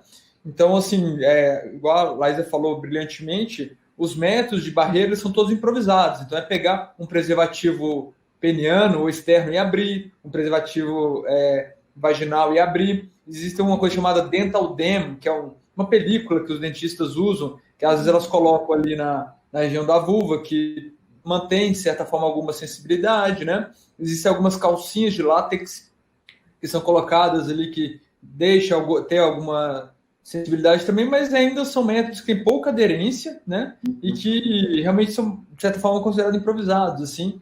Então, ainda precisa evoluir mais a prevenção de STs e as políticas de prevenção, né, no geral, entre as mulheres lésbicas e bissexuais. Nossa. Desculpa te interromper, mas até mesmo a questão da conscientização das próprias profissionais, né, da ginecologia. Em reforçar a importância dos exames, em reforçar a importância de, mesmo não sendo uma barreira... E os médicos de família e comunidade também, né? Sim. Desculpa. Que é ginecologistas e médicos de família e comunidade que façam essa parte preventiva de colo de útero, pelo SUS é feito na unidade básica, que é feito pelo médico de família. Então, realmente precisa capacitar e entender que elas não são diferentes de outras mulheres, elas também fazem sexo e têm um risco de HPV praticamente igual. Tá? Exatamente. Legal. A próxima pergunta que a gente tem é sobre a higienização íntima anal, né, conhecida como chuca. Quais são os principais riscos dessa prática? Quem gostaria de responder? Posso? Pode sim. Eu não vou nem me atrever. Então eu falo muito disso, né, por causa da minha área, da minha especialidade, né? A chuca é a lavagem retal antes do sexo profissional, né, que no Pajubá o pessoal conhece como chuca, né? E assim, quando eu vou falar de sexo anal, eu sempre comento o seguinte: a relação anal, para quem está sendo penetrado, ela ocorre normalmente numa região final do intestino grosso, ali, que é o reto, que tem 15 centímetros, e o canal anal, que tem 3 centímetros, tá? Então, algumas pessoas, normalmente quando o cocô chega no reto, a pessoa tem aquela filha, aquela sensibilidade que está com vontade de fazer o cocô. Porque o cocô chega no reto, o cocô no intestino lá em cima, a pessoa normalmente não sente. Agora, quando chega no reto, vem aquela urgência para poder evacuar, certo? Então, por esse motivo, tem pessoas que vão lá, faz cocô, higieniza a parte externa e conseguem comparecer, ser penetrado e não ter acidente com fezes, tá? Agora, algumas pessoas se sentem mais confortáveis fazendo a lavagem, até porque mesmo você evacuando, fica alguns resíduos ali na parede do reto, né? Só que eu falo, o que é importante da chuca? É você fazer uma lavagem retal apenas. E olha como o reto é pequeno, você não precisa de muita água. Se você usar em torno de 200, 300 ml de água, você já vai estar fazendo a lavagem retal. É isso que vem nos enemas, por exemplo, que são aqueles frasquinhos vendidos em farmácia, ou então alguns reservatórios descartáveis, que exatamente 150, 200, 300 ml no máximo de água, para fazer aquela lavagem retal. O que acontece com a chuca, né? Tem alguns estudos que mostraram que a lavagem retal, quem pratica, independente do número de parceiros e o uso do preservativo, está mais associado com alguns tipos de ST. Por quê? Porque a lavagem pode ocorrer pequenas lesões, pequenas fissuras, e isso pode ser uma porta de entrada para STs. Então, eu não estou condenando a chuca, mas o que eu falo? Tente fazer o mínimo possível para você ficar confortável fazer sexo. Então, não precisa exagerar, usar muita água, fazer muitas lavagens, entendeu? Até porque o tiro pode sair pela culatra. Se você exagerar na quantidade de água, você pode pegar as fezes que estariam quietinhas no intestino e elas acabarem aparecendo ali com aquela água suja na hora da relação. Se você fizer uma lavagem retal junto com uma alimentação balanceada, né, para regularizar o seu hábito intestinal, você vai estar fazendo muito mais do que fazer aquelas lavagens homéricas ou medidas extremas, com em jejum, dieta líquida e tudo mais, tá? Outros efeitos da chuca, né, pode ser que ela pode ressecar a mucosa do intestino, porque acaba modificando o muco que reveste a parede intestinal, e pode modificar a flora intestinal, que são as bactérias boas no intestino também. Então, o que eu falo da chuca? Não tem problema em fazer, tá? De preferência, usar duchas higienizadas, porque duchas compartilhadas podem transmitir STs, ou usar reservatórios descartáveis, que é fora de casa, ou usar enemas de farmácia, tá? E fazer o mínimo necessário para você ficar confortável. Nossa, justíssimo. Só complementando, eu estava vendo um programa esses dias, nos Estados Unidos, uma competição de drag queen, e uma delas comentava que ela colocava gotas de Listerine para fazer essa lavagem. E, tipo, eu acho que a gente tem muito que falar sobre esse assunto, porque ele é muito tabu. E como você falou, você pode usar, pode fazer esse tipo de lavagem, mas ela tem muitos pontos mais negativos do que positivos, né? Eu acho que assim, a chuca feita com moderação, com pouca água, no geral, não vai trazer grandes efeitos. Só que se você ficar dependente da chuca para toda vez que for evacuar, isso pode ser ruim, entendeu? E normalmente a lavagem basta água. Qual que é o objetivo da lavagem? Lubrificar o cocô que ia estar paradinho ali para ajudar ele a descer, certo? Então não tem por que você usar Listerine, que é um bactericida bucal, para o ânus. Primeiro que seu ânus não vai ficar estéril. Seu ânus vai ter sempre bactéria, inclusive para quem pratica conete, sexo oral no ânus, vai ter sempre resíduos de fezes, não tem jeito. Você pode lavar com Protex, que ele vai continuar tendo resíduos. Você tem que levar. Sexo envolve troca de fluidos, de bactéria também, né? Então você usar o Listerine, sei lá, para deixar um gosto bom ou para deixar um cheiro bom, não vai mudar muito, tá? E além do mais, o Listerine pode causar dermatite ou causar algum tipo de problema no mucosa do seu intestino também. Então não precisa colocar nenhum produto, sabão, nada. Basta água ou os produtos vendidos em farmácia para isso, que são os enemas, né? Que pode ser glicerina, pode ser o fósforo enema, que tem alguma solução com fósforo, que elas são mais saudáveis quando em contato com a mucosa do intestino. Caramba. Calma, eu fiquei um pouco na dúvida. Então, tem produtos que já vêm prontos para fazer esse tipo de lavagem? Ah, que legal. Não sabia. É uns frasquinhos que chama enema, né? Você vende na farmácia os produtos é feito para isso. Às vezes tem uma glicerina que ajuda a lubrificar. Normalmente é usado para quem tem constipação intestinal, o intestino meio preso, ressecar aquelas fezes duras paradas ali, você pode usar. Mas você pode usar para lavagem retal, para chuca também, né? Só que acontece que é caro, né? Se você ficar comprando toda vez que for usar, acaba encarecendo. E se for usar água da torneira, da duchinha, lembrar que a ducha pode ter sido compartilhada. Então precisa higienizar depois e usar pouca água, né? Não vai deixar até a barriga ficar gelada ali porque usou muita água, entendeu? Pouca água já é suficiente para lavar seu reto e você ter relação. Entendi. Nossa, muito bom a resposta. A próxima pergunta que a gente tem aqui é uma dúvida sobre nossos sistemas de saúde estão preparados para lidar com questões relacionadas à sexualidade quando a gente trata de um público um pouquinho mais maduro, né? Um público um pouquinho mais sênior, ou não? Eu queria saber quem quer responder. Laísa, vamos lá. Eu acredito que a gente ainda está muito despreparado para isso. Desde a questão da atenção básica, né, até o nível terciário. Porque, primeiro, que a gente já não tem tantos profissionais preparados, capacitados e aptos para trabalhar quando as pessoas já são mais jovens. Né? E como a gente ainda tem muito enraizada essa questão da velhice assexuada, né, quando a gente fala sobre o envelhecimento de pessoas LGBTQIA+, né, a gente tem um duplo tabu, né, que são pessoas que não se enquadram na heteronormatividade e que estão envelhecendo, que são idosas. As próprias instituições não estão preparadas para receber essas pessoas, né? Nós não temos pesquisas que falem sobre isso. A gente acho que aqui no Brasil a gente não tem nenhuma pesquisa que fale especificamente sobre a questão do acesso à saúde de pessoas LGBT mais velhas. A gente tem uma pesquisa sendo preparada, inclusive, por um geriatra, Dr. Milton. Eu conheço ele. Ele é muito engajado, né, na causa. A tese de doutorado dele, né? O Milton é ótimo. E eu acredito que vai ser uma tese, um documento de referência por um bom tempo, porque a gente não tem esse feeling ainda, né?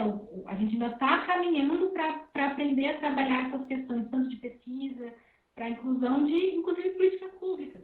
Porque se nós não temos dados, como é que nós vamos ter políticas voltadas para essa questão específica, né? Então, eu acredito que tanto na rede pública quanto na rede particular, a gente ainda não tem esse preparo. A gente precisa caminhar muito mais, né? Tem muitos grupos que estão militando, que estão lutando nessa direção, e eu espero que em breve a gente consiga melhorar bastante isso, porque nós estamos envelhecendo, né? Estamos caminhando para cada vez mais nos tornarmos um país de pessoas idosas, né? Já estamos nesse rumo, e se a gente não se adaptar, a gente não se adequar, a gente vai ter muito mais prejuízo do que vantagem. E vocês acreditam que existe alguma razão, algum motivo por a gente quase não ter estudos sobre população LGBTQIA+, principalmente população um pouquinho mais madura, aí linkando com a pergunta anterior? Eu acredito que talvez seja um pouco de receio da forma como se chegar nessa população, né, como abordar para fazer as pesquisas. Talvez um pouco de desinteresse também, né, em procurar saber como estão sendo esses acessos, como estão sendo esses cuidados. Bom, acho que a gente parte a princípio daí, né? A questão da educação sexual já ser iniciada na educação básica, porque se a gente cria pessoas que têm uma educação sexual, a gente cria pessoas que têm também uma visão diferente das questões de gênero e tudo mais, pessoas consequentemente mais empáticas e mais preocupadas com o outro, né? Uhum. Justíssimo. Vinícius, quer comentar algo sobre? Ou a gente pode... Não, eu concordo, né? Eu acho que realmente tem uma escassez de pesquisa, né, na área de saúde LGBT. Eu acho que vem muito mesmo da falta de interesse, do machismo, né? Daquela sempre, mas a saúde é igual para todos, né? Eu não concordo, existem algumas demandas específicas de cada grupo, de cada letra, né? E isso deve ser levado em consideração. Então, eu acho que realmente falta interesse, porque a medicina, a área da saúde, por um tempo foi dominada por um público homem, branco, né, cis, né, que realmente não tinha interesse. E eu acho que a partir de agora que o próprio protagonismo, né, das pessoas LGBT, você não precisa ser LGBT para pesquisar sobre LGBT, mas eu acho que quando você tem um protagonismo de pessoas LGBT nessa área, né, isso acaba melhorando. E o próprio avanço da ciência, né, quando a gente fala de PrEP, de PEP, de processo de transexualização, né, e essa garantia desse processo pelo Sistema Único de Saúde, a tendência é melhorando, né? Mas é óbvio que precisa realmente de um incentivo, principalmente governamental, que ultimamente a gente não tem tido, né? Uhum. Então, a gente avançou muito, né, com as políticas nos últimos 10, 20 anos, e que eu acho que ultimamente a gente está retrocedendo, infelizmente. Sim.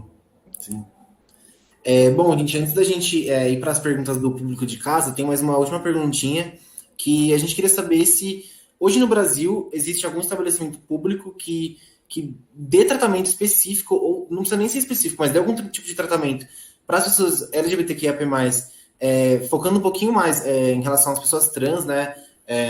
Tanto tratamento de saúde mental, com auxílio psicológico, quanto o auxílio na transição como um todo. Aí, queria saber se vocês conhecem algum lugar, ou não. Não sei se o Dr. Vinícius quer falar, por ele estar lá no centro do HC. Mas sim. O Prosex, né, lá no HC, que é um programa de estudo em sexualidade, que eles têm todo esse acompanhamento, desde a parte psicológica, enfim, hormonal, é um acompanhamento profissional, né, disciplinar. Eles estão atuando desde 93, se não me engano, né, os cuidados da... Caramba! E assim, é de uma excelência incrível, né? O primeiro contato, eles solicitam que seja feito por telefone, então a pessoa interessada em conhecer os serviços que não são só voltados para o público trans, mas é um serviço muito bem estruturado para a população trans, começar a entender melhor esse processo, essa transição. Eles têm um telefone para contato, então essa pessoa entra em contato por telefone, agenda um primeiro atendimento para uma triagem, e lá ele ou ela vai ter todo esse acompanhamento, né? Desde do atendimento básico, que é a avaliação dos profissionais, até o atendimento mais específico, que seja questão hormonal, e também pré, pós e cirúrgico, né? A longo prazo, claro. Caramba! E tá desde 93? Desde 93. Caramba, não... Precisa ser um pouquinho mais divulgado, né? Tipo... Eu acredito que quem está lá dentro tem um pouco mais de acesso, né, a essas informações. Sim. Como fiz a especialização lá, eu tive a oportunidade de conhecer o processo, fiquei encantada, né, pela excelência do atendimento, pela proposta como um todo, porque todo atendimento é gratuito. Caramba! É muito bem estruturado. O processo transexualizador, ele envolve todas as esferas, né? Todas as esferas de saúde pública. Então, desde a atenção primária, quando a pessoa trans ela é acolhida com o seu nome social e o médico de família e comunidade, ele sabe para onde direcionar essa pessoa a partir do momento que ela dá sinais que ela é transexual, né? Então, começa desde a atenção primária, tem o nível de atenção secundária, que são as especialidades, endocrinologia, o processo de hormonização, né? É sempre bom lembrar que a pessoa trans não necessariamente ela vai passar por todos os processos. Ela não, às vezes nem precisa fazer hormonização e não necessariamente ela vai querer fazer a cirurgia, né? E aí, a partir disso, ela vai passando por essas etapas. E é um processo longo, né? Ela tem um acompanhamento psiquiátrico de pelo menos 2 anos, né? E aí, a partir disso, ela é encaminhada para fazer hormonização se ela quiser, e se necessário, ela vai para a questão da cirurgia. E normalmente são os ambientes universitários, né, dos grandes centros que fazem isso. Ainda há uma escassez de locais no Brasil que fazem. Acho que são pouquíssimos centros que eu me lembro, eu acho que é São Paulo, Recife, Porto Alegre, né, se não me engano, Uberlândia, Uberaba, em Minas Gerais. Então, são pouquíssimos centros que fazem esse tratamento integral do processo de transexualização. Então, por isso que muitas vezes aquela pessoa trans do interior ou de uma cidade menor, ela fica realmente com essa dificuldade de ter que se deslocar para poder fazer todo esse processo, né? Mas o processo transexualizador, ele é assegurado pelo SUS. O que nós temos realmente é uma escassez de locais que fazem todo esse processo de forma adequada. Inclusive tem o ambulatório de saúde integral, né, para travestis transexuais, pela prefeitura. Eu não sei como é que está funcionando o atendimento agora por conta da pandemia, mas a gente também está tendo a opção aí em São Paulo também. Assim, como são poucos os locais e, enfim, é um processo longo, né, vale a pena talvez as pessoas que querem ter acesso a essa informação entrar em contato com os dois locais, da cidade especificamente, né, para saber qual que se adequa mais, como proceder dali em diante. Nossa, que legal, legal. Esse tipo de informação tinha que ser muito mais divulgada, porque acho que as pessoas ainda não têm acesso a essa informação e não sabem que tem esse serviço gratuito e oferecido pelo Estado para elas, né? E para eles. Eu sempre falo, Gabriel, que assim, mais importante que o acesso à saúde, o acesso é garantido pelo SUS, a universalidade, né? Qualquer pessoa pode ser atendida desde que ela é encaminhada corretamente, mas mais importante que o acesso à informação em saúde. Isso é fundamental. Para você ter uma ideia, só um exemplo. Se a gente tem a PrEP assegurada pelo SUS, tem 10 mil pessoas fazendo PrEP pelo SUS no final de 2019, né, que é a última vez que eles liberaram esses dados. Dessa população, a grande maioria são de homens brancos cis, tá? Que realmente tem indicação de tomar PrEP, mas se a gente for ver, por exemplo, que na população transexual, que a taxa de HIV pode chegar em até 33%, né? E você tem menos que 1%, menos que 2% dessa população que faz uso do PrEP, né? Outra questão também, os novos casos de HIV aumentaram em 60% entre homens negros, né? Entre pessoas negras.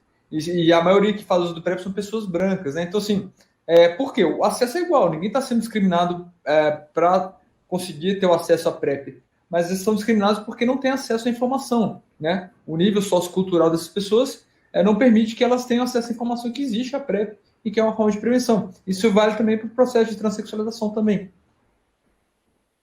Top. Nossa, eu gostei muito das respostas de vocês, sempre se complementando, tá muito bom. Agora a gente vai entrar para as perguntas do pessoal de casa, né, que mandaram aqui no link do slide.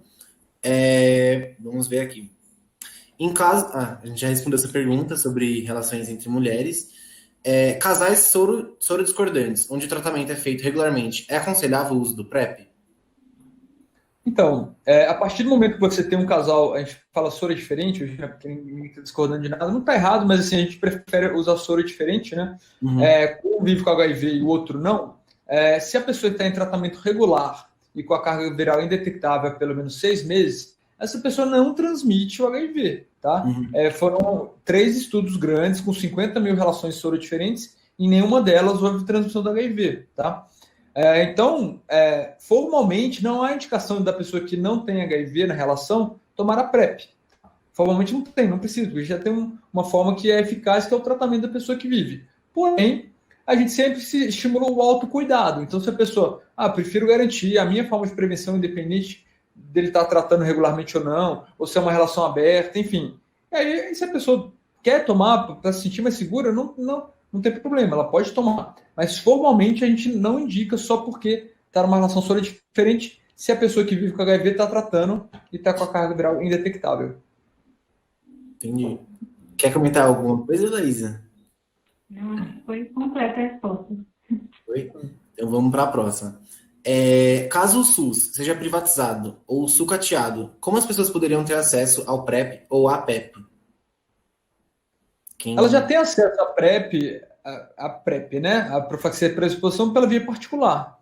Então, se você passar com o infectologista por via particular, ele passar a receita, você consegue comprar alguns sites, tá? Então, a PrEP já existe por via particular. Inclusive, até a gente tem falta de dados para saber quantas pessoas tomam PrEP por via particular, porque porque eles têm sido dados pelo SUS, certo?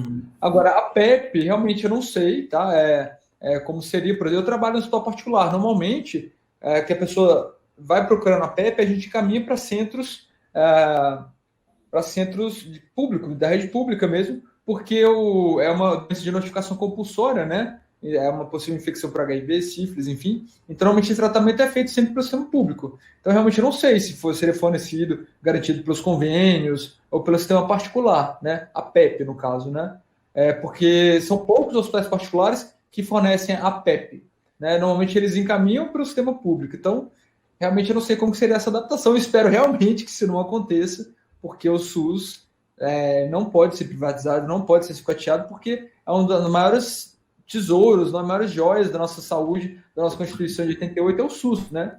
Então, apesar de saber que existem tentativas de fazer com que isso aconteça, eu realmente espero que isso nunca aconteça.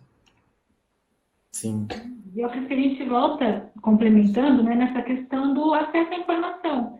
Se as pessoas que têm o SUS, né, para ter essa disponibilidade, já não têm tanto acesso à informação, imagina se o SUS não existe mais, se for tudo privatizado, o tamanho da sobrecarga da rede particular, né, a falta de acesso da população de modo geral. A gente sabe que a grande maioria da população não teria acesso, né, como pode ter pelo SUS.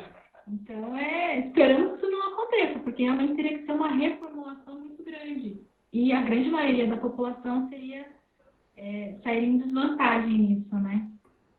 Não, total. Além de a gente já ter o SUS, né, um sistema de saúde gratuito, e a gente ter parte da população que não tem acesso aos tratamentos oferecidos pelo SUS, se fosse sucateado e privatizado, essa situação nem sei o que seria, né? Bom, vamos... A pandemia é para a gente, né? Eu acho que não existe o lado bom da pandemia, porém existem ensinamentos. E um dos ensinamentos a gente viu que nós não podemos viver uma sociedade liberal na qual se autogere a mão invisível do mercado, porque não tem como. Um país cheio de desigualdades como o Brasil precisa ser assistencial, gente, não tem dúvida. Mostrou que se não fosse o SUS, a gente já tá ruim, já estaria muito pior. Nossa, total. Ó, mais uma perguntinha aqui do pessoal de casa. A gente tá indo para as nossas últimas perguntinhas. Não sentir prazer em relações sexuais, apesar de sentir desejo e atração pela pessoa, pode ser relacionado à orientação sexual? Bom, a gente tem que analisar algumas questões, né? Se a pessoa tem o desejo, ela tem a atração, talvez ela tenha algum tipo de disfunção sexual. Se ela não está tendo desejo, a gente vai ter que ver em qual parte do ciclo de resposta sexual, porque homens e mulheres têm um ciclo de resposta sexual diferente, né? Então, se a gente tem atração pelo outro, mas não consegue sentir esse prazer, a gente tem que ver em qual parte do nosso ciclo de resposta sexual está vindo uma falha. Pode ser uma questão hormonal, pode ser uma questão de como está acontecendo essa relação, pode ser algum trauma que vem de outros relacionamentos. Então, existem N possibilidades a serem estudadas, porque se existe o desejo, então existe a possibilidade, né? De fato, tem a possibilidade de você sentir prazer nessa relação. Então, tem que fazer todas as avaliações, passar com o profissional do acompanhamento, seja um urologista, seja um ginecologista ou um endócrino, para fazer os exames hormonais, para colocar os exames clínicos em dia, para a partir daí ver, está tudo ok na parte clínica? Então vamos ver qual que é a parte do seu ciclo de resposta sexual que está afetada aí para a gente poder trabalhar e você conseguir ter prazer na sua relação, porque parte importante das relações é o prazer. Sim. Porque, tipo, acredito que essa pessoa não seja uma pessoa assexual, porque ela relatou que sente o desejo e sente atração afetiva. Então, ela sente tanto a atração romântica quanto a sexual. Então, acho que foi perfeito sua resposta. Foi incrível. O Dr. Vinícius quer completar alguma coisa? Perfeito, né? Eu acho que a gente confunde muito, né? Alguns conceitos que são multifatoriais, igual a doutora falou, que é libido, que é a vontade de você se relacionar, de tesão e tudo mais, né? E aí, o pessoal confunde libido com ereção, no caso dos homens e das pessoas com pênis, né? Confundem com orgasmo, confundem com ejaculação, que são vias totalmente diferentes do nosso cérebro. Então, se às vezes alguma dessas vias não está funcionando direito, você talvez não consiga chegar ao final, ao clímax, enfim, mas é um assunto muito complexo, que não envolve não é só não sentir atração, e eventualmente uma pessoa que não tem uma ereção não quer dizer que ela não tem vontade, né? E, Então, realmente, a doutora foi perfeita na colocação. Existem causas orgânicas, hormonais, existem as causas psicológicas, que na imensa maioria dos casos são de causa psicogênica mesmo, psicológica, essas disfunções, né? Isso tem que ser tratado de uma forma acolhedora, sem julgamentos, que realmente tem pessoas que são assexuadas, pessoas que são aromânticas, enfim, existem vários outros conceitos aí a serem aplicados e deve ser acompanhado de um profissional adequado, né, gabaritado. Tem que ter uma avaliação mais ampla, né? Um pouco mais ampla para a gente conseguir saber onde é que exatamente está acontecendo essa falha aí da resposta para conseguir melhorar, porque existe essa possibilidade, com certeza. Sim. Bom, gente, a gente está entrando para a nossa última pergunta, acho que a gente tem tempo para mais uma. Acho que é uma pergunta um pouquinho mais pessoal de vocês. A pessoa está com dúvida de como foi realizado o processo de especialização em sexologia de vocês, quantos anos e se foi presencial ou à distância? Bom, meu processo foi ali na Faculdade de Medicina, foram 2 anos, né, um curso de 2 anos de especialização, foi presencial. Então, nós tínhamos aulas mensais, eram 2 finais de semana, um final de semana ao mês, né? E aí, além das aulas presenciais, também tinham os possíveis estágios. Então, quem tinha uma disponibilidade maior de horário, podia acompanhar as consultas urológicas, as consultas psicológicas que tinham no próprio processo. Né? Então, foi um curso bem completo, com profissionais gabaritadíssimos, né? Eu acredito que todos que estão trabalhando ali, eu admiro muito o trabalho de todos, acompanho até hoje. Foi uma experiência que me agregou demais, né? Principalmente pelo tanto de coisa que eu fui descobrir. Né? A gente ainda tem uma educação sexual muito básica. Né? Isso quando tem essa educação sexual básica. Né? Eu venho de uma família que tem informação, que tem uma abertura maior para falar sobre o assunto, mas quantas pessoas não têm? Né? E ainda assim, tendo todas essas possibilidades, quando eu cheguei na especialização, eu descobri mundos que eu não conhecia. Então, eu acredito que tenha sido um processo muito, muito importante para o meu crescimento profissional e pessoal também. Bom, no meu caso, eu não tive uma formação especificamente em sexologia, tá? Então, acho que realmente a doutora Laísa, né, teve uma formação muito mais completa nesse aspecto do que eu, mas eu me formei como médico, né? São 6 anos de graduação, e eu fiz a residência médica, né? Que foram 2 anos de cirurgia geral e 2 anos de cirurgia do aparelho digestivo. Só que no próprio HC, né, o HC tem ambulatório de todo tipo, né, é ultra especializado, né, eu comecei a frequentar um ambulatório de infecções sexualmente transmissíveis do ânus e do reto, tá? E aí os pacientes desse local, né, tem muitos pacientes que vivem com HIV, né, tem pessoas trans, tem pessoas imunossuprimidas, e eu comecei realmente a lidar com essa questão da sexualidade. E aí acabou, né, longe de mim falar, eu acho que a formação é fundamental, né, que a doutora Laísa falou, mas essa curiosidade minha, eu de certa forma fui autodidata mesmo. Fui correndo atrás, fui lendo, fui vendo autores que falam de saúde LGBT, que não tem muito no Brasil, é muito mais no exterior, né, uma coisa que está começando agora aqui. Mas a minha formação médica mesmo não foi voltada para a sexologia, até porque entre médicos não tem a especialidade de sexólogo, né? Normalmente são especialidades que lidam com sexualidade. Urologia, ginecologia, coloproctologia, que não era, né, porque ânus não era considerado um órgão sexual e atualmente né? Então você lida com sexualidade na coloproctologia também, e foi isso que aconteceu comigo. Legal, gente. Quer falar mais uma coisa, Laísa? Não, eu acredito que é justamente isso, né? A gente tem a teoria que é muito importante, mas a prática, a vivência e o dia a dia são que complementam muito. Então, não gostaria de nada ter uma formação na área e não ter essa vivência toda. A gente aprende muito mais nas vivências. Sem dúvida. Você correndo atrás, né, Laísa?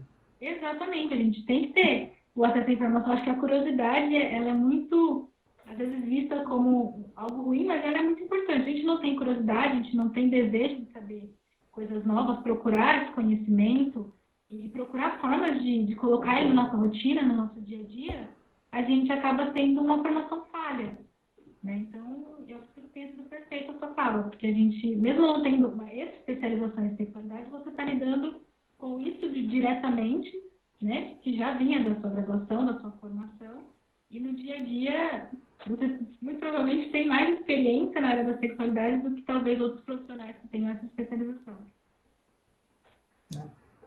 Total. Bom, gente, a gente tá infelizmente chegando ao fim. Eu queria tanto, tem tanta pergunta aqui que o pessoal fez pra gente, e eu tinha tantas perguntas que eu gostaria de resolver também, mas infelizmente não vai dar tempo. Antes da gente partir para os agradecimentos, eu queria lembrar o pessoal aí de casa dos prêmios que a gente preparou para vocês. Então, preencha um feedback que a gente está mandando aqui, deve estar na tela em algum lugar aqui. Preenchendo esse feedback e estando inscrito no evento, você ganha um cupom da Evino para beber um vinho enquanto assistir nossa live no primeiro evento que você vier. Aí no segundo evento que você vier, você ganha um cupom da 99 para ir no mercado e na farmácia, sem se expor tanto, né, ao Covid. E a partir do terceiro evento que você vier, você passa a concorrer ao sorteio de um ano de Netflix e a um vale presente para gastar nas redes do Outback. Então, não esqueçam de pedir o feedback e se inscrever no evento.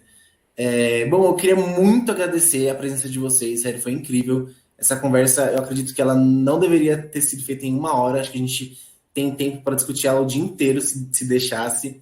Eu queria muito agradecer a Bruna, né, a nossa intérprete de Libras aqui, por ter traduzido toda a nossa conversa. Queria muito agradecer a Laísa pela sua presença aqui e ao Dr. Vinícius. Foi muito legal vocês apoiarem o nosso evento dessa forma.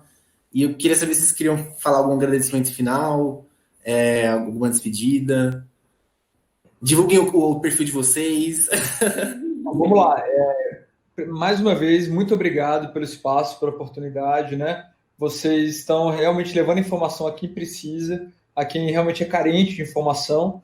E eu estou sempre à disposição de vocês, outros eventos que ocorrerem. Eu sei que as dúvidas são muitas, eu aprendo muito, né, nesses eventos também, né, com essa troca de figurinhas aí. E eu estou à disposição. Meu Instagram e Twitter é @drvinilacerda, de Dr. Vini Lacerda. E por direct eu sempre respondo, tem meu e-mail lá, tem meu contato. Então, se ficou alguma dúvida, algum questionamento, eu estou à disposição de vocês e para qualquer outra questão também. Muito obrigado. Que isso. Bom, eu também só queria agradecer pela oportunidade, te agradecer, Felipe, por ter conduzido tão bem essa nossa conversa, né? Agradecer a Bruna, que fez a parte de intérprete, né? Isso.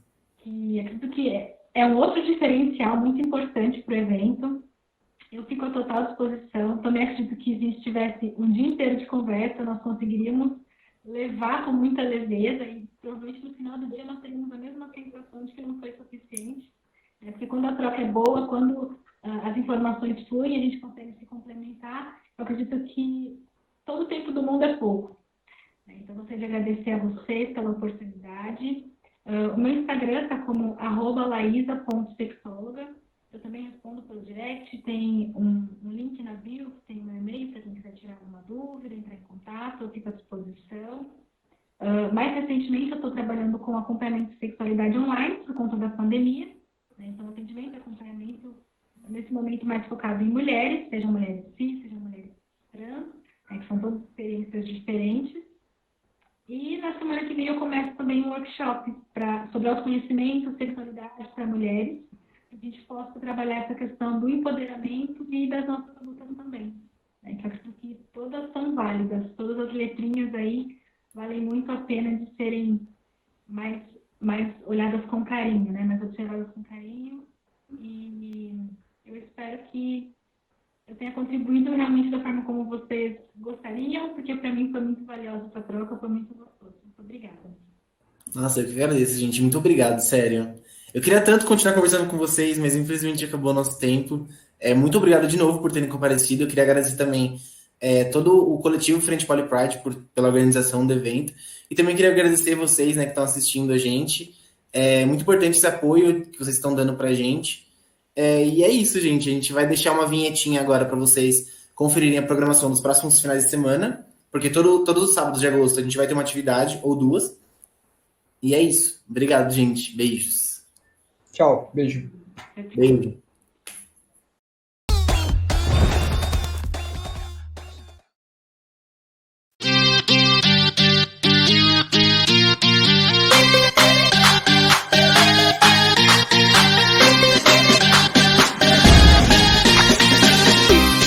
Pensa que me tomba, sempre passa com uma tromba. Tá se achando popstar,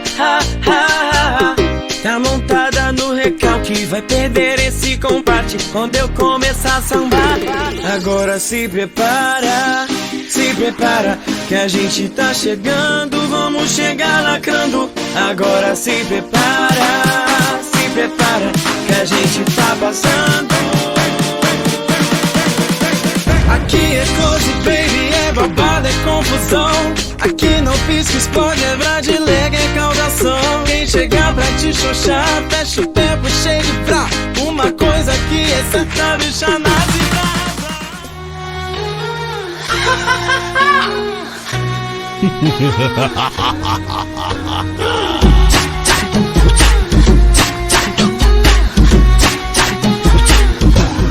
Lacração, chego com tudo, pisando firme, olho pra cara das inimigas e penso assim como elas são tristes. Lacração, chego com tudo, pisando firme, olho pra cara das inimigas e penso assim como elas são tristes. Qual é a solução pra nós? Qual é a solução pra nós? Qual é a solução pra nós dois? Hoje depois deixa o dia clarear. Qual é a solução pra nós? Qual é a solução pra nós? Qual é a solução pra nós dois? Hoje depois deixa o tempo desvendar. Que no rally rola tenha muito mais que só entra e sai barato. Tomara. Que no rally rola tenha muito mais que só entra e sai. Eu não queria que chegasse, só acabaram meu bem. Uma lambida no zainha, tão gostoso também. Vai mordendo o corpo inteiro assim pra me conquistar. Eu não queria que chegasse, já sentando meu bem. Faz um carinho com a boca no mamilo também. Aquela pegada tão gostosa faz delirar. De perna crua, tudo de cabeça pra baixo. Troquei os paus pelas mãos, aqui o buraco não é pra macho. E eu subo de quatro na